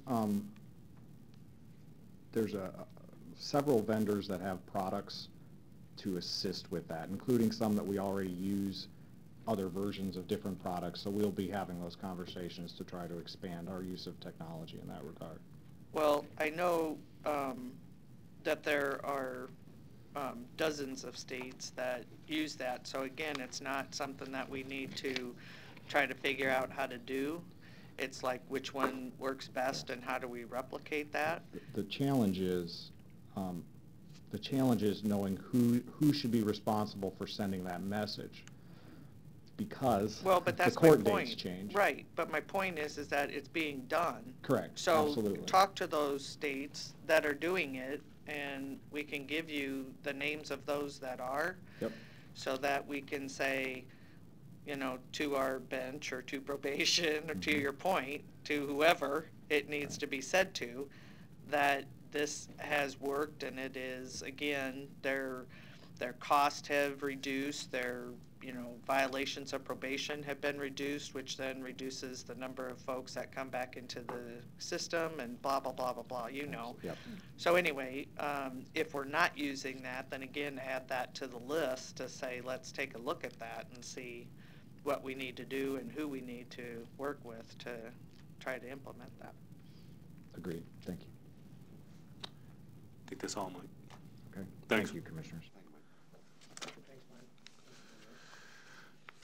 We'll go on to item C, which is the Child and Youth Services agenda. Item 1 is the quarterly JDAI, the Juvenile Detention Alternative Initiatives, first quarter QRS report.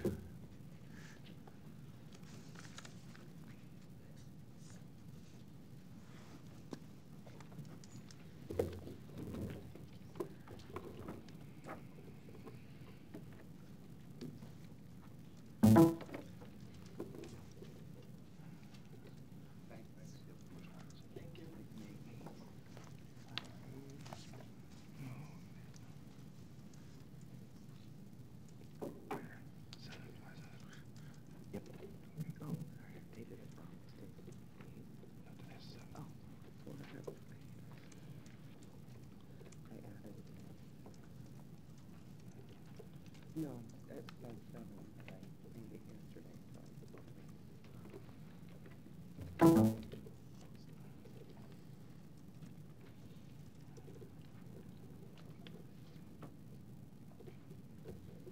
And what moves it? This?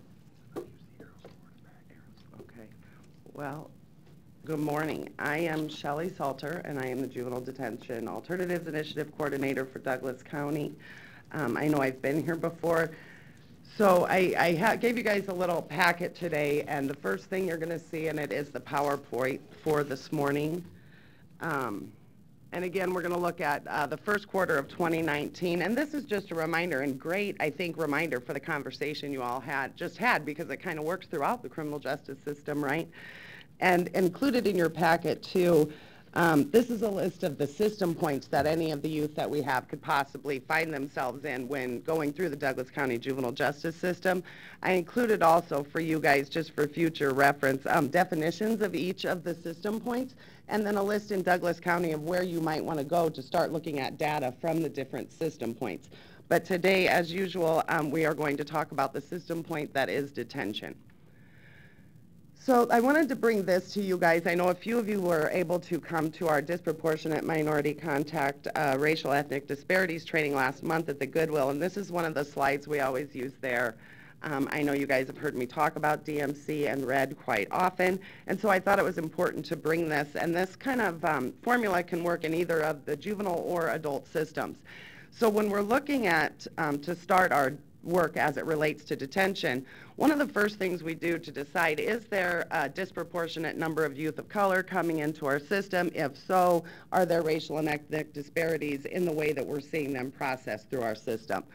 So the one way we do that, this is the DMC funnel, and again, this can be used for any system point. We're just talking about detention today. And so what we do is we look first at the general population of any jurisdiction. So this is the population up to the left of Douglas County of kids between the ages of 10 and 19 and what they look like based on their race. So when we start to do the funnel of how kids process through our system, the first thing we look at is law enforcement contact. That's the circle to the right. And so when we look at the population, for example, in Douglas County, when we talk about disproportionate minority contact, we are talking about African American children generally. So we will look and see our total population is about 13% African American youth. But when we look at contact by law enforcement agencies in Douglas County, that number is about 46. It's important to note that when we say law enforcement contact in Douglas County, that includes all Douglas County law enforcement agencies. It is mostly OPD, but it would include all the other agencies that operate within this county. There were about 628 kids cited in this time frame in that law enforcement contact there on the right. And if you go down and to the left where it says youth brought to probation intake in Q1, that number is 194. So of the 620 so kids who were cited by law enforcement in Douglas County, about a third of them are coming to probation intake for us to decide whether or not these are kids that would need detention in our county. So again, when we look at youth brought to probation intake in the first quarter of 2019, 57% are African American, 13% of our total population, 46% of the kids having contact with law enforcement, and then 50% of the kids where law enforcement is calling probation intake and requesting detention. And then finally, we look at the number of youth detained in a quarter. And this is where JDAI does a majority of their work, although we look at all system points, and this is the number that we're going to talk about today. So when we look then at youth detained in Douglas County, 13% of the population being African American, and 64% of the kids who are detained are African American. 87% of the kids as a whole detained in Douglas County in this quarter are children of color. So I had showed you guys this the last time we were here, and I think it's really important, and it helps to kind of take an issue that feels really big sometimes and make it a little smaller. So the QRS is the Quarterly Review Summary. This is a tool that we receive from the Casey Foundation for us to use in Douglas County to every time a child enters the Douglas County Youth Center, Luke Cortese, our JDI data analyst, puts that youth into this spreadsheet, and it helps us at the end of the quarter to look at what kids came in during that time. So we're going to start from the right again when we look at this and remind you that every child that comes to probation intake should be receiving what is a risk assessment instrument. That is where a probation officer has interview with the child, interview with law enforcement, interview with any parent, caregiver that the child might be living with, any programs that they might be currently using to find out what is the risk of this child to our community.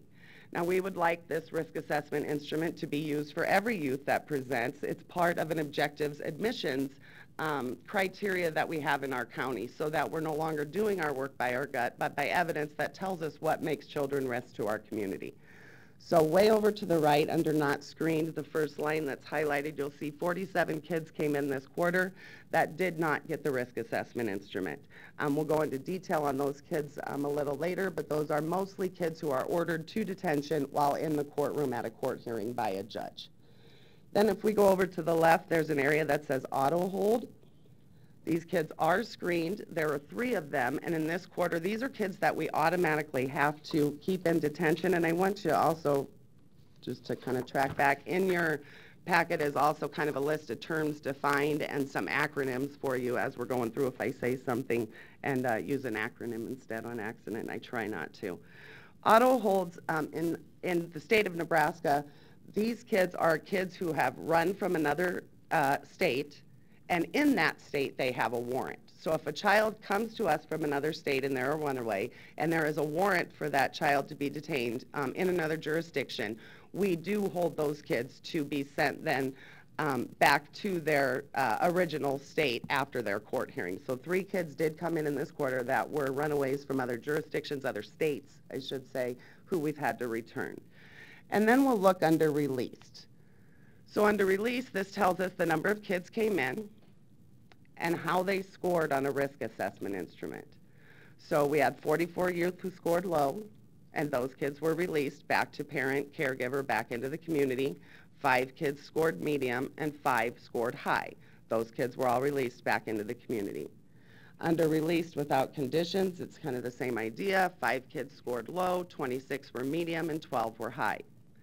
For the purposes of JDAI in our discussion today, we're really looking under this one that says detained. And what it tells us there is that we have 28 kids who were detained in this quarter who scored low and 22 who scored medium. So those 50 kids is really where our focus would be for JDAI, finding out who are these 50 over this last quarter, why were they detained, and then what kind of service program, process, policy, or whatever needs to be changed to correct that. So we had 44 kids who did score for detention who would have been detained in this quarter.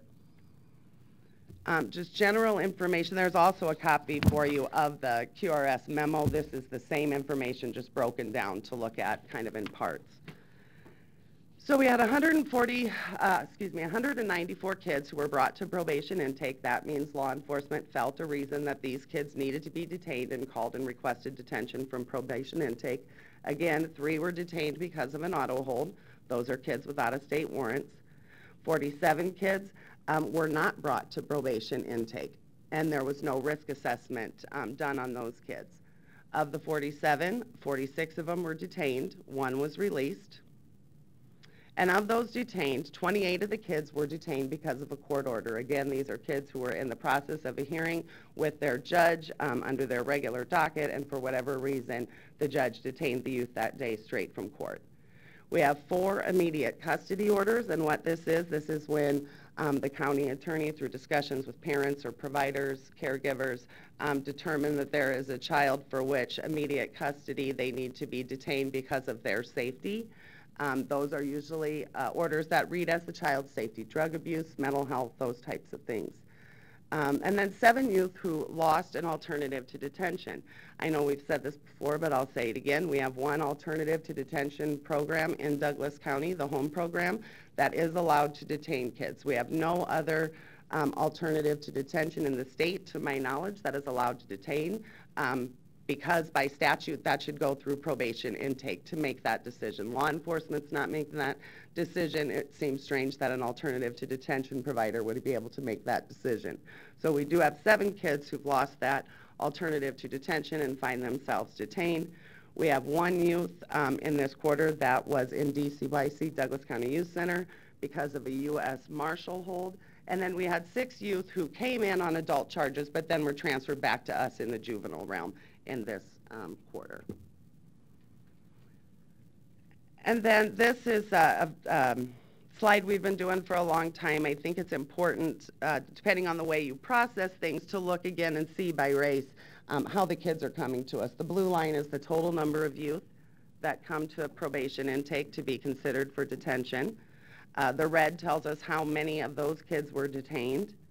And then the green tells us how many of those kids are not getting the benefit of the risk assessment instrument or being detained from some other source. General information, again, 194 were given the RAI, 94 were detained. If you remember from the previous slide, 50 of those scored low to medium, so those would be the kids that we would want to be finding alternatives for. 54 kids were released, and 43 were released without conditions. Our average daily population for the first quarter in the Douglas County Youth Center for 2019 was 60.5. Now, I want to explain this number too because I know it causes some confusion around the county. When you get, I know you guys are getting a lot of information about detention from a lot of sources, and for me, a lot of times it feels like a shell game when I hear people talking because it's difficult to figure out what they're exactly trying to tell me, and this is what I do all day, every day. So under JDAI, we are talking about kids with juvenile charges. We are talking about kids in need of service, kids who need to be back in their community and served. We always have in Douglas County somewhere between 20 and 25 kids who are in the Douglas County Youth Center on adult charges. Those kids do not appear in this population when we show it. Those are kids we know are on adult charges. Those are kids who have been shown to be a risk to our community. Those are kids that are going through a system for which we have no control. So when we're looking at JDAI, we're talking about, in this case, 60 kids is the average daily population. 50 of them did not score to detention. So if there were alternatives for those kids, then the jump would be that your average daily population would likely sit around 40 with kids moving in and out, and that would include your adult population. But for today, this number is just the kids on juvenile charges. And then the first quarter results, again, 94 kids were detained, 50 were low to medium risk. Those are kids we would like to see served in our community.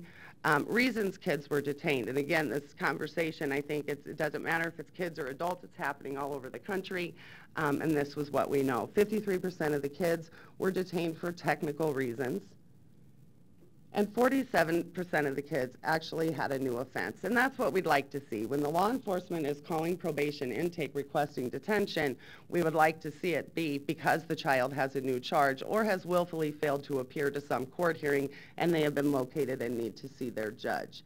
How long were kids detained? The average length of stay for this quarter for these youth was 36.6 days.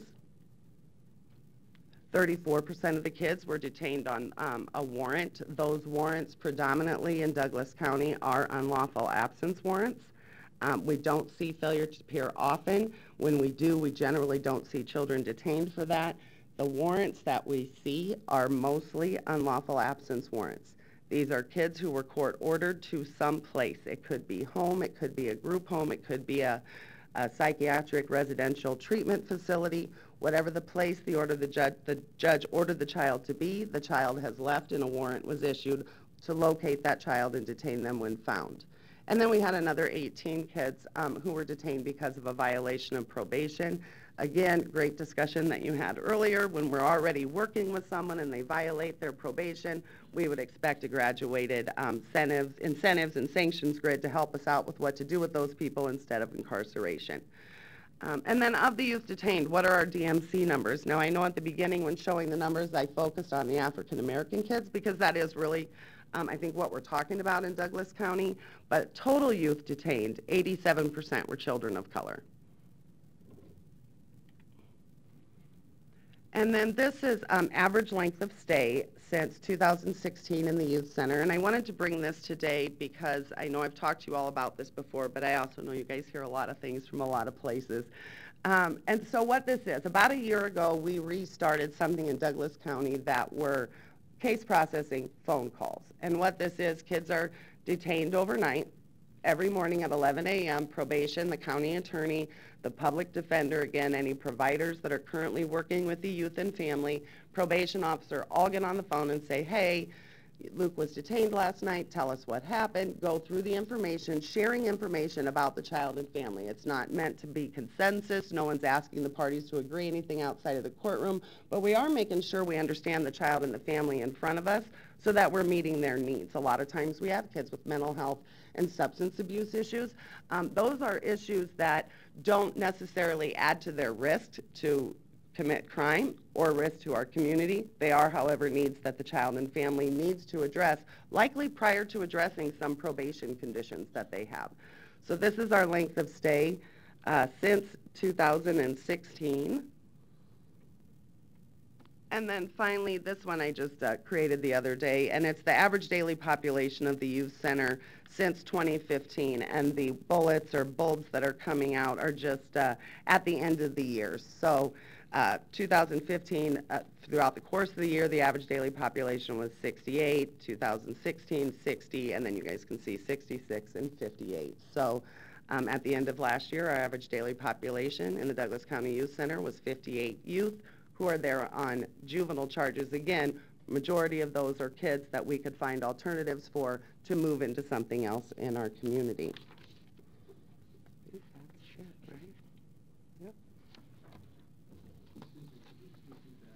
That. Mm-hmm.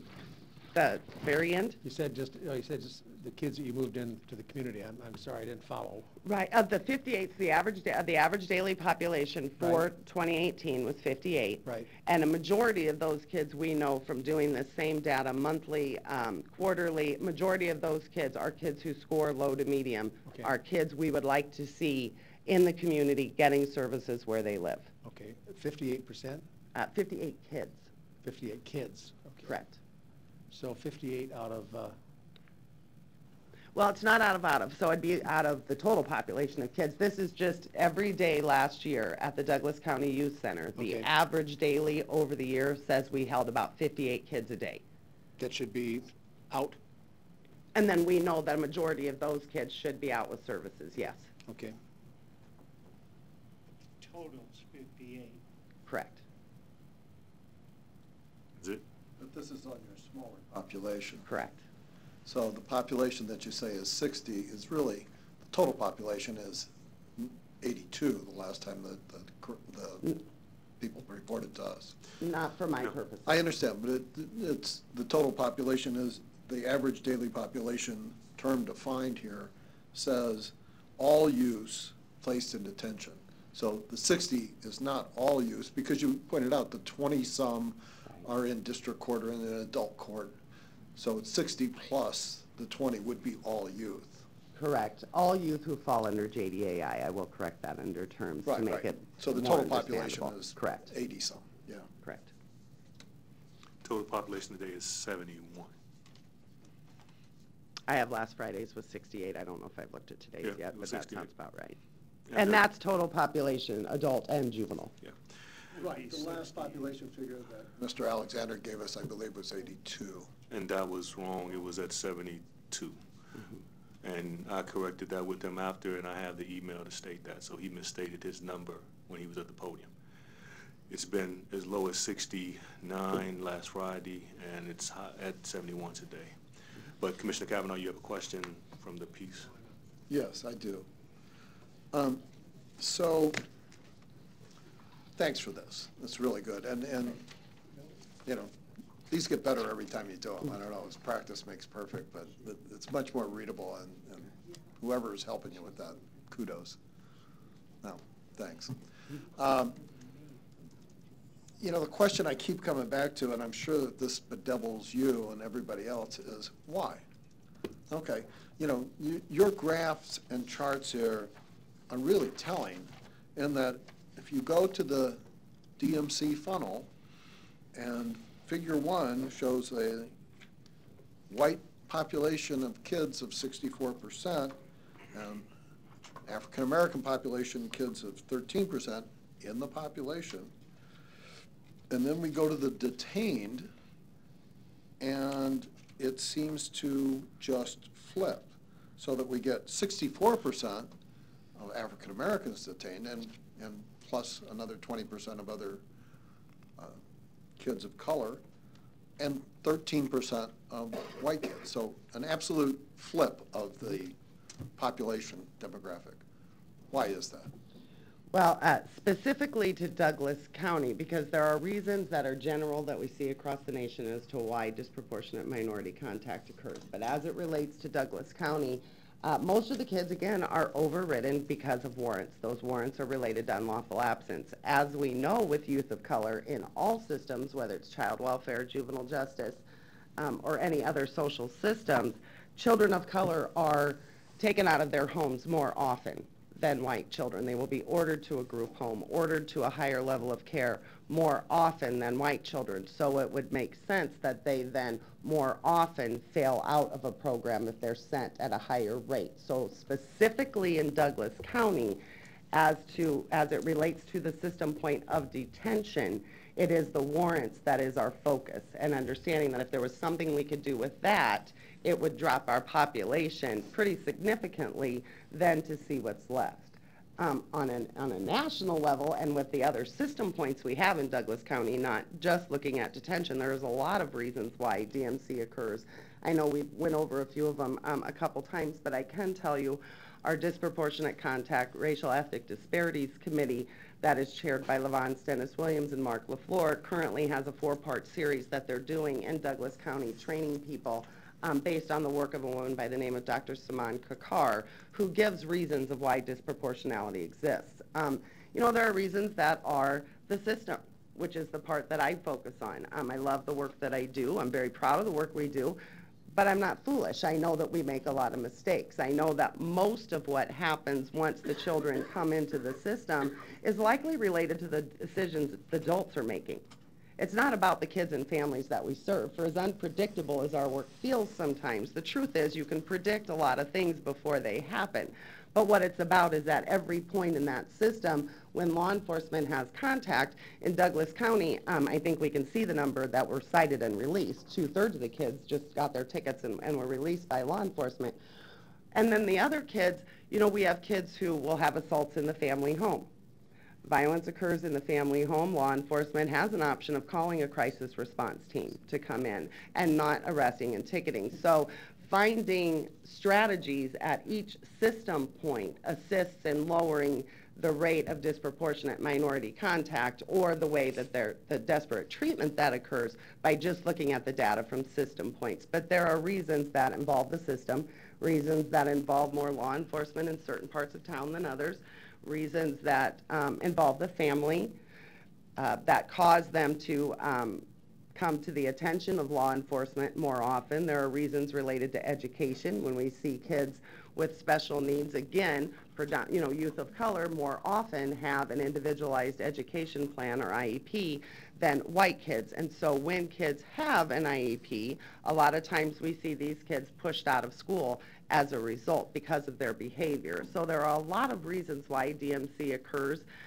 which I think is why the framework of JDAI is nice, where you look at the system points, because it's not enough to say that they're true for all. And I think our data in Douglas County over the years has done enough as it relates to detention to tell us specifically what we're looking at as it relates to this system point, which is the warrants and the loss of placements. Thank you for that. And you know, I'm interested in the last thing that you said is the data over years. So you've been doing this for some time. 4 years. Okay. Saturday.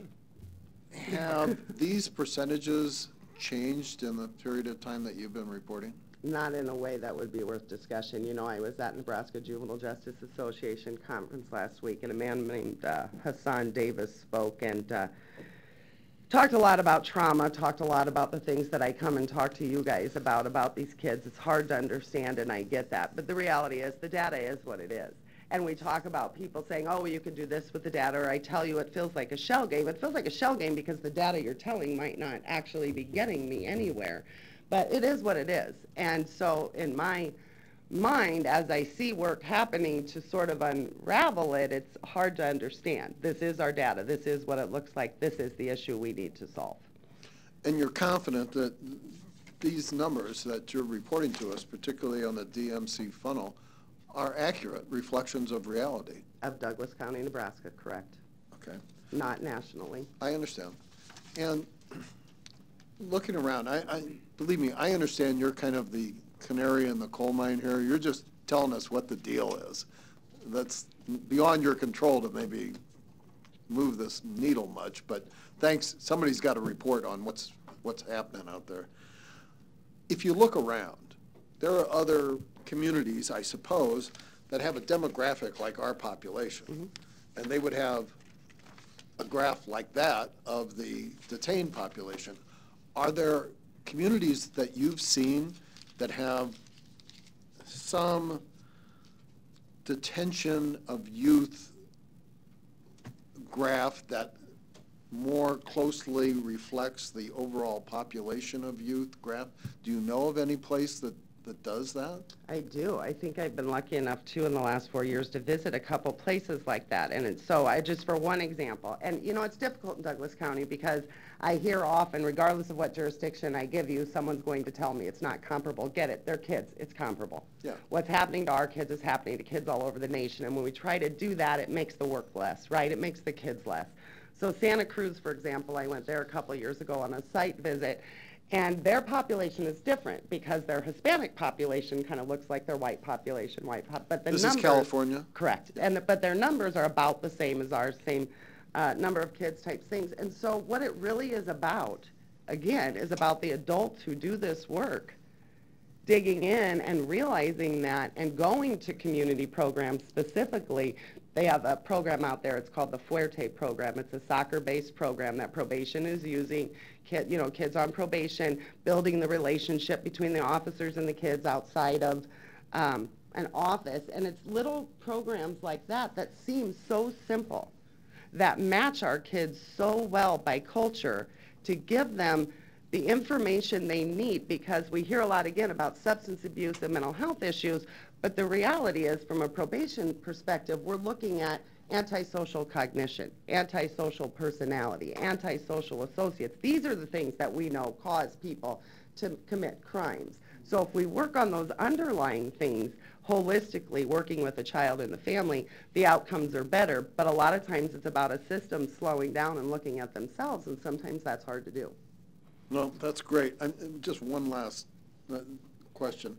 So there's Santa Cruz, that's in California. Is there any place around here comparable? You know, we do this all the time, for instance, in labor negotiations and other things, where we find comparables, but we do it in a geographical range of maybe a few hundred miles of us. Is there any place around here in the Midwest where you see this being better, being closer to the overall population demographic? I do. I think, and I apologize because when you talk about the pay, I think of a couple places that I'd love to use the jurisdictions they're using to get pay to compare my kids, but we can't. So, yeah, there are. There's a lot of jurisdictions, and it's not a jurisdiction where I can tell you, look at this one, they're perfect, they're done. I can tell you in Lancaster County, they're doing great work with truancy diversion. We have about 200 kids at any given time on probation for truancy. This doesn't make sense. Other jurisdictions right here in Nebraska are recognizing that these are not kids who should be going in front of a judge. These are kids who need to go back to the school system served in their community.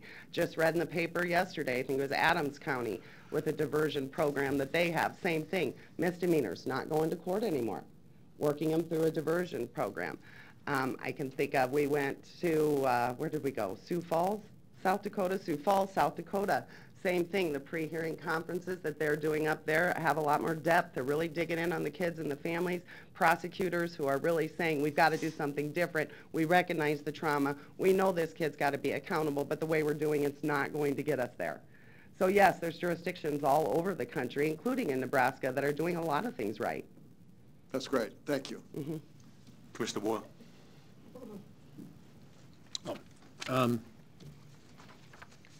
I really appreciate this information. There was something that you said, it was on the, let's see, the DMC funnel page, and I didn't really, I couldn't find it quickly when you said it, but you talked about cite and release and 2/3 are released or something. Can you point, is that one of these funnels, or is that just a comment you made? It's a comment. What I know about the top right, where it says law enforcement contact, those right. percentages, I know that those are percentage of a total arrest, which are citations, which was 628.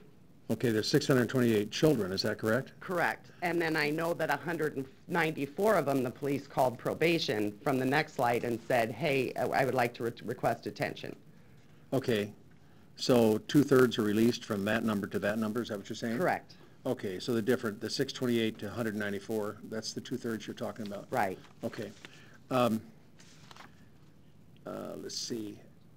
I had some notes here. I was scrambling to write these notes while you were. One of the things that, how come, it seems to me that what's happening, and a comment that you said just recently about Sioux Falls, South Dakota, where they're digging in on the families, you said. What does that mean? What are they doing? Well, I'll tell you specifically. So in Douglas County, we do these pre-detention staffing calls, and I am an employee of probation, and I listen to the calls, listen on them quite often to see how they're doing. Are we following our agenda? And having been a caseworker, here's what I can tell you. Okay.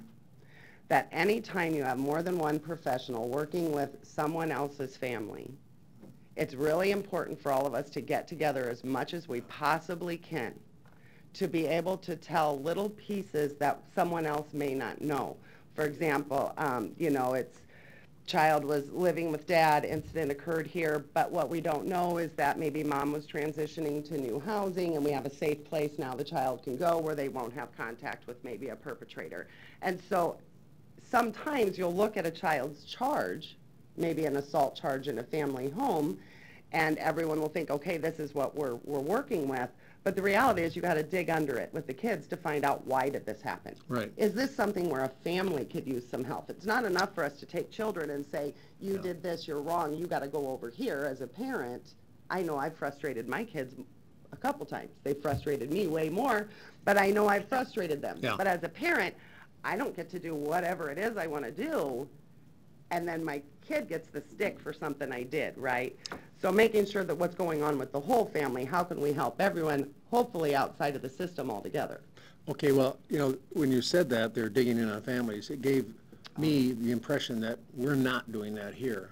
Now, is that incorrect? I mean, what are we doing? Like, you talked about these are great places around our area in response to the question.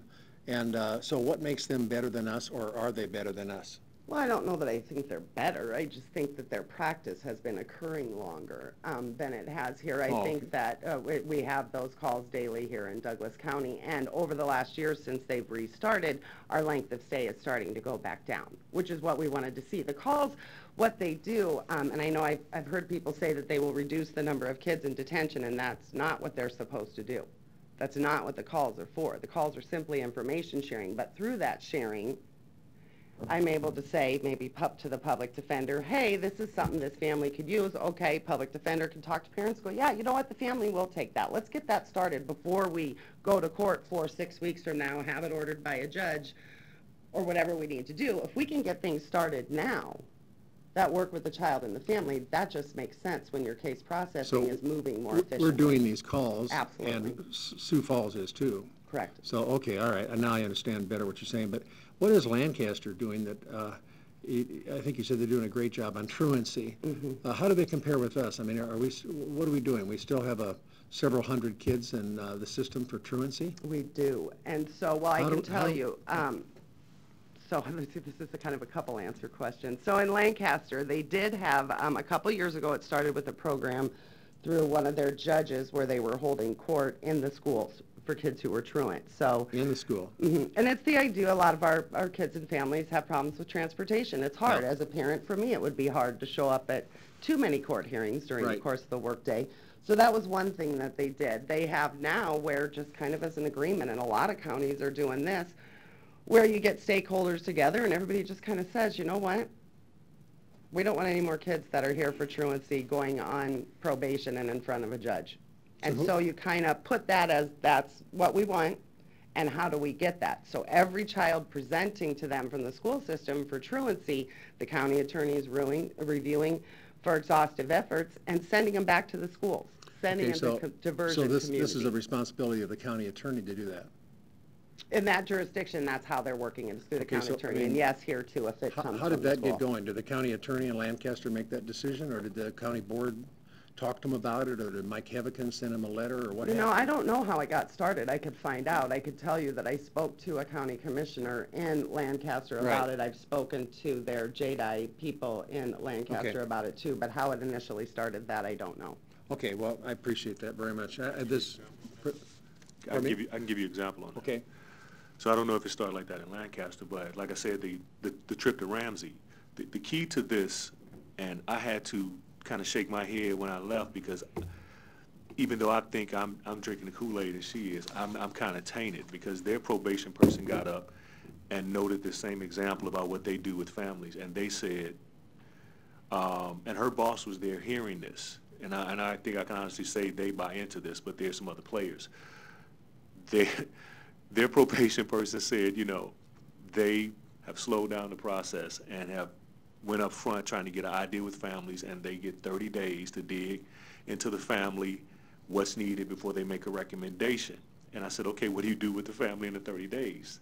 And she said, they sit at home in 30 days. So the point is, we're all in this point where at some places, their mentality is you don't come in unless it is absolutely possible. They do every absolute thing to make sure you go home.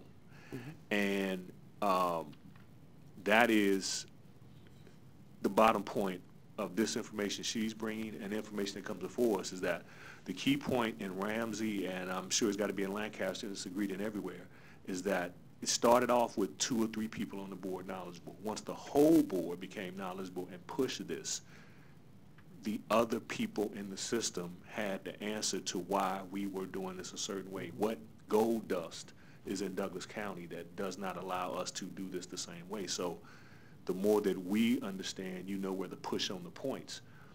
That's this conversation about the meetings is the point that I was pushing with the county attorney and the public defender last year. Why can't you have these meetings? Now, they've had it for a year. They need to work through the kinks of it, but there are numbers that say it's starting to go down. Other places has been doing this like 4 or 5 years, and they've made it their own. So the number one thing is the board's knowledge to push all the decision players in the system to do the best they can to not bubble wrap them, but do what's best for them and put them at home first with the services.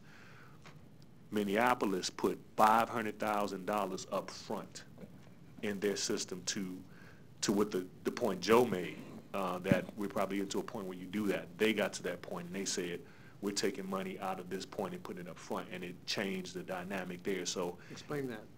What do you mean put it up front? Basically the point that was made last night about some of the services, how they're getting to the point with probation and other places, is that they looked at their budget seriously, and costs that they were spending in other places on the back end, they literally took an amount, $500,000, put it up front, and instead of putting those kids, addressing those kids in that back end, they addressed it front end, and they said it made the world of difference. Now, everybody gets to there at a different point, but so who does the addressing? The JDAI, the judges? I mean, you're using words that are not really specific. When I say they addressed it, they no longer were going to.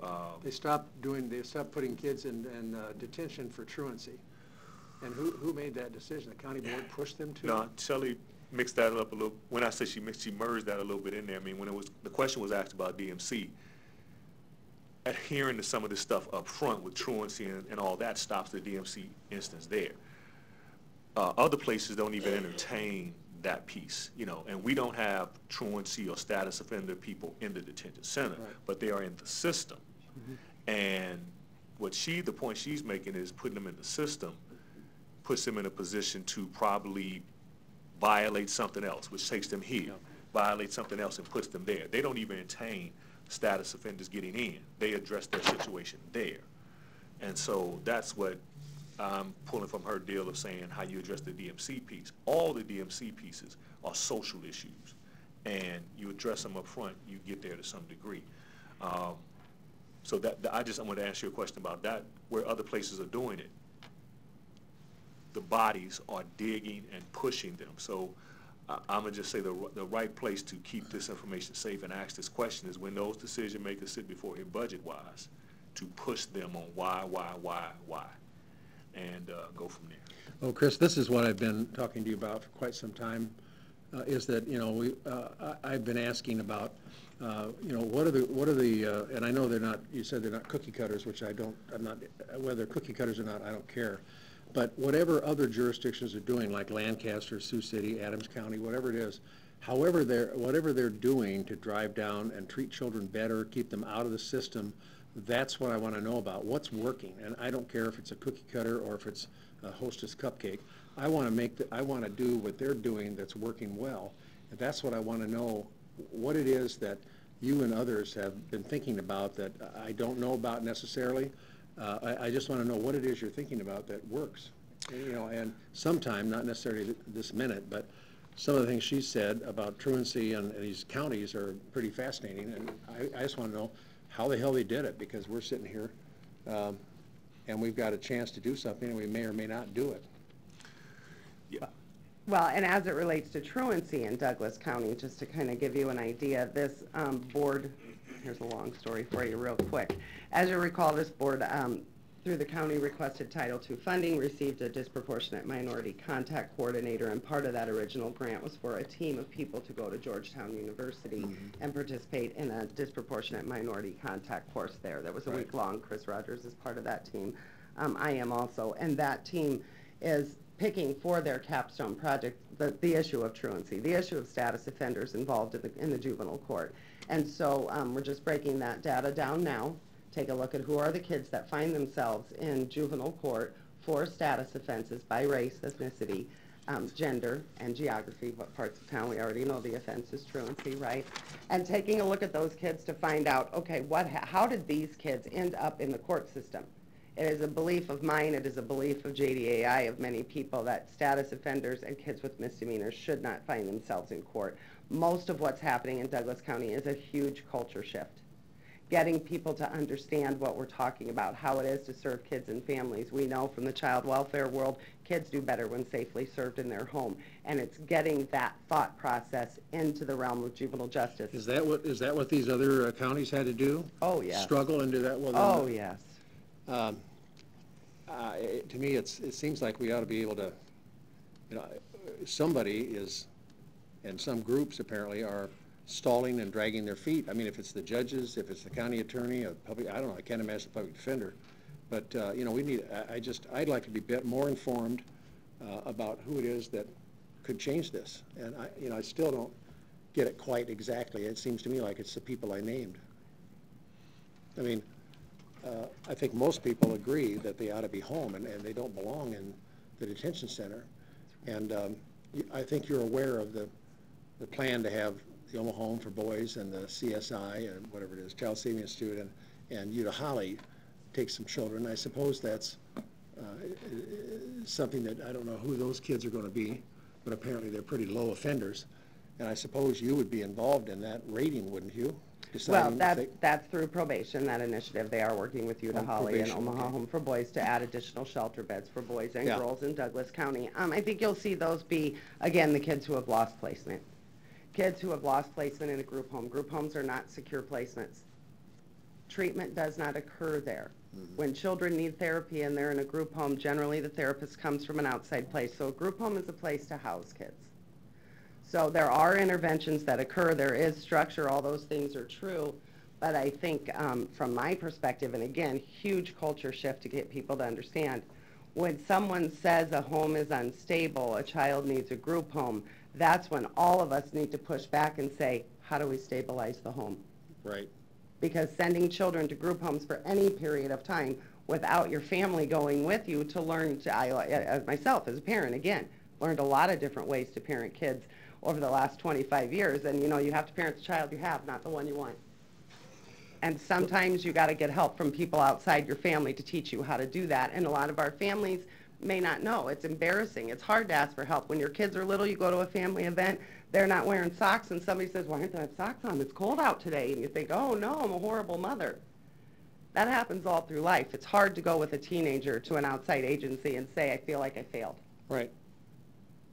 Why does Douglas County contract then with groups to send these children?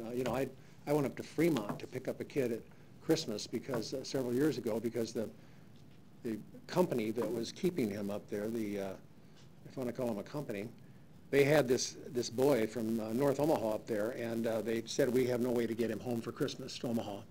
And I heard that, and I thought, well, I've got a whole bunch of grandkids and kids, and they'll all understand if I'm not home for Christmas, because I'm going to go get a kid up in Fremont. So I did. I took the the woman's companion, a man, and we went up and got this kid and brought him home. He was very intelligent and stuff, but, you know, and I went up there and the place was a shambles. I mean, the neighbors had couches in the yard and their trucks parked up everywhere, and went inside and there's a young woman about 24 years old with kids not much close to her age, and they're just sitting around doing stuff and watching television and all this kind of stuff, doing nothing in particular. So I got this kid and I said to her, I said, I want to see where he stays. Do you want to see where he stays? I said, yeah, I want to see his room. So I went in there and here's this lousy kind of not even a mattress on the floor and a box with his belongings in it. And the kid ended up, he was African American, he ended up having 2 assault charges filed against him. And now, the last I heard, he's in Massachusetts. And his mother, well, I'm not going to get into that, but anyway, he had 4 siblings, and they were all dispersed as well. And he was charged with assault twice because children that he was living with used the N-word to him, and he just wouldn't stand for it. And he was small. He leapt up and choked them and knocked him to the floor. In one case, knocked this kid out. Well, that was assault. He was charged with assault, and that's where he just spiraled down. Should have never happened. Anyway, I'm sorry to get into that. Others here know about that. No, it's very important, though. That's not a sorry to get into. That's the core of it right there. Larry, hold on. It's If you want to speak. exactly the core of the issue. Yeah. When we look at kids and we see their behaviors, and the behaviors are so extreme, and we want them to settle down. We want them to stop screaming. We want them to stop using. We want them to do these things. But we are not taking the time. And you know, JDAI is about 30 years old. Trauma research is the same. I understand that it's new to Douglas County. 10 years in the child welfare field, for sure they've been talking about it. The trauma responses these kids have matter. And so there's a training through Project Harmony, which is trauma in the juvenile justice profession. So I don't know if any of you go on their website. I think it's still offered often, but it's the problem. It is something worth discussing, because what we are seeing as behaviors, what we're not acknowledging is what caused them. Mm-hmm. Because it may be the word, but it may be historical, what it is about when you hear that word that makes you react that way on a personal level. It could be something, you know, there's trauma that comes in so many forms. Yeah. And we have to acknowledge it. This part of the research is real. And they say, you know, the same speaker obviously had a good impact on me, you know, was talking about when's the best time to plant a tree. 20 years ago, when's the second best time? Now, the research is not new, the data's not new. This is what it is. Yeah. If we decide we want to take the challenge and finish it. Thank you. Mm-hmm. Commissioner Morgan. I have 2 things I want to say to you, and I think it's Michelle, but they call you Shelley. First, thank you, and I really think you're great and most impressive. Thanks. Commissioner Borkson. Thank you, Mr. Chair. And one of the problems, Commissioner Boyle, that I feel that we have moved as a society is criminalizing poverty, criminalizing mental illness.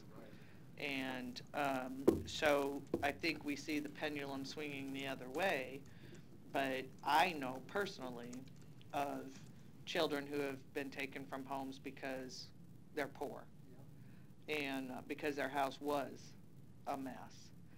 And trying to get that mentality changed to say, okay, you're taking these kids, again, causing them trauma, because regardless of what the house looked like, they were a family unit, and they were with their mom, or their mom and their dad, or their dad, whoever. So you're causing trauma there. You're placing them in places that they don't know, and sometimes not even together with their siblings. And forever how long? Who knows? And that costs money. So my point to when this happened, when I was brought in on a case, was why don't we use that money to clean up that house? Let them be a part of it. Put them in a hotel until it's cleaned up. Get whatever city code things are not up to snuff. Get their electricity turned back on or their water turned back on. But keep that family unit together and wrap the services around. And I will guarantee you, without a doubt, there would be less money spent, and there would be less, for sure, trauma caused upon this family, especially the children that were ripped away from their parent. So again, until we stop criminalizing so many things of the social issues, we're going to continue to see this cycle happening.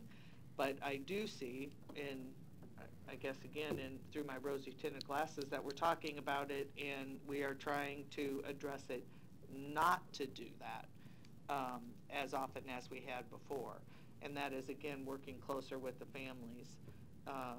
And then secondly, the mental health issues. I can tell you from speaking with parents of children who are in the youth center, their biggest deal is that their cries for help up front went unaddressed and were ignored.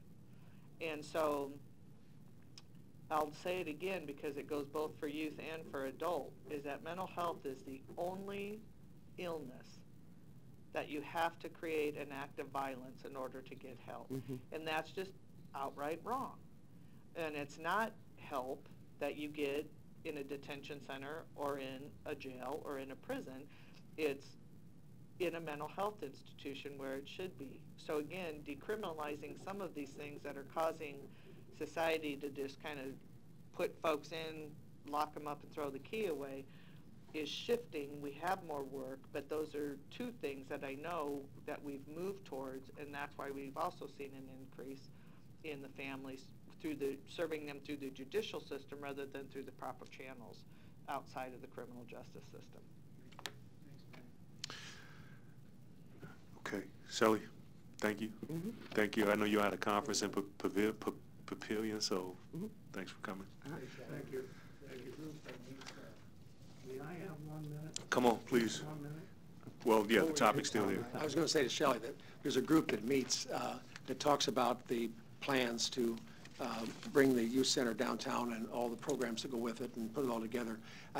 They would really benefit from hearing what you just talked about here, because this is really a great report that really helps focus on what's going on. And of course, what Mary Ann just said is really the frosting on the cake.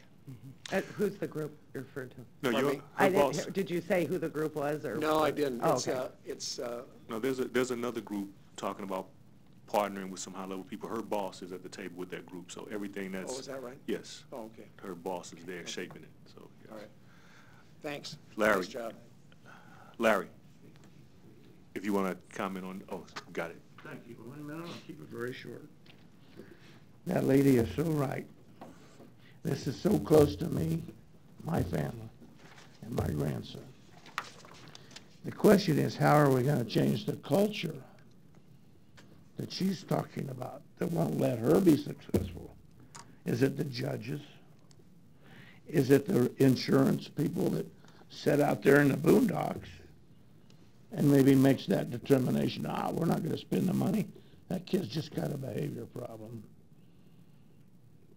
You know, tough love and behavior modification doesn't solve all the problems. Mike Boyle knows some of that.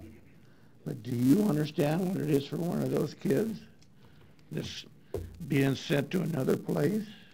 Do you understand what Robbie Hawkins went through? No.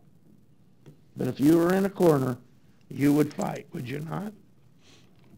Thank you. Thank you.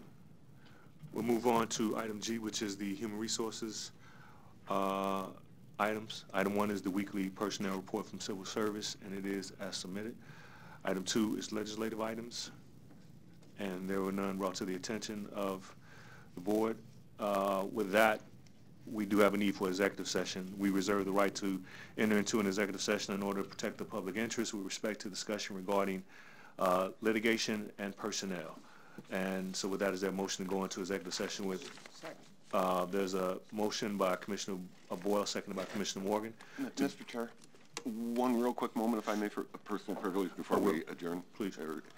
I just want to remind, if there's anybody still watching, that we do have a town hall meeting tonight at 6 o'clock at St. Robert Bellarmine at 118th and Pacific, and Thursday night at room 10 at Metro at the Fort Omaha campus.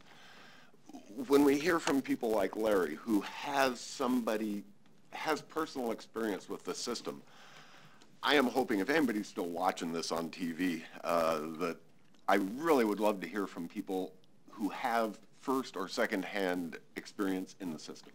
Parents, grandparents, caregivers, uncles, people that were in the system themselves. I'm pleading with the public.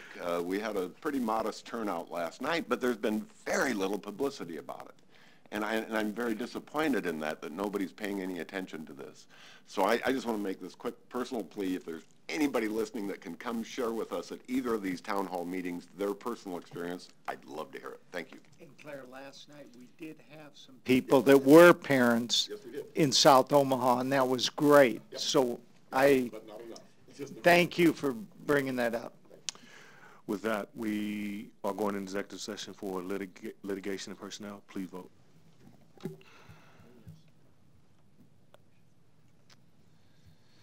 Motion passes 6-0.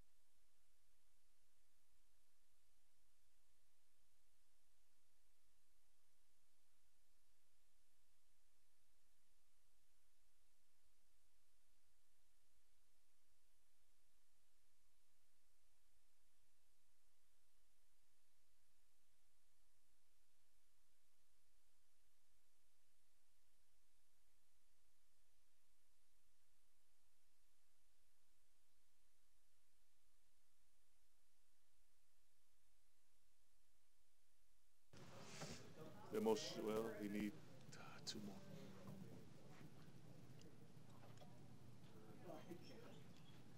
The motion to reconvene, adjourn? Second. Please vote. Commissioner Boyle votes yes. My stuff's gone, I must have already voted yes. Yes, yes, yes.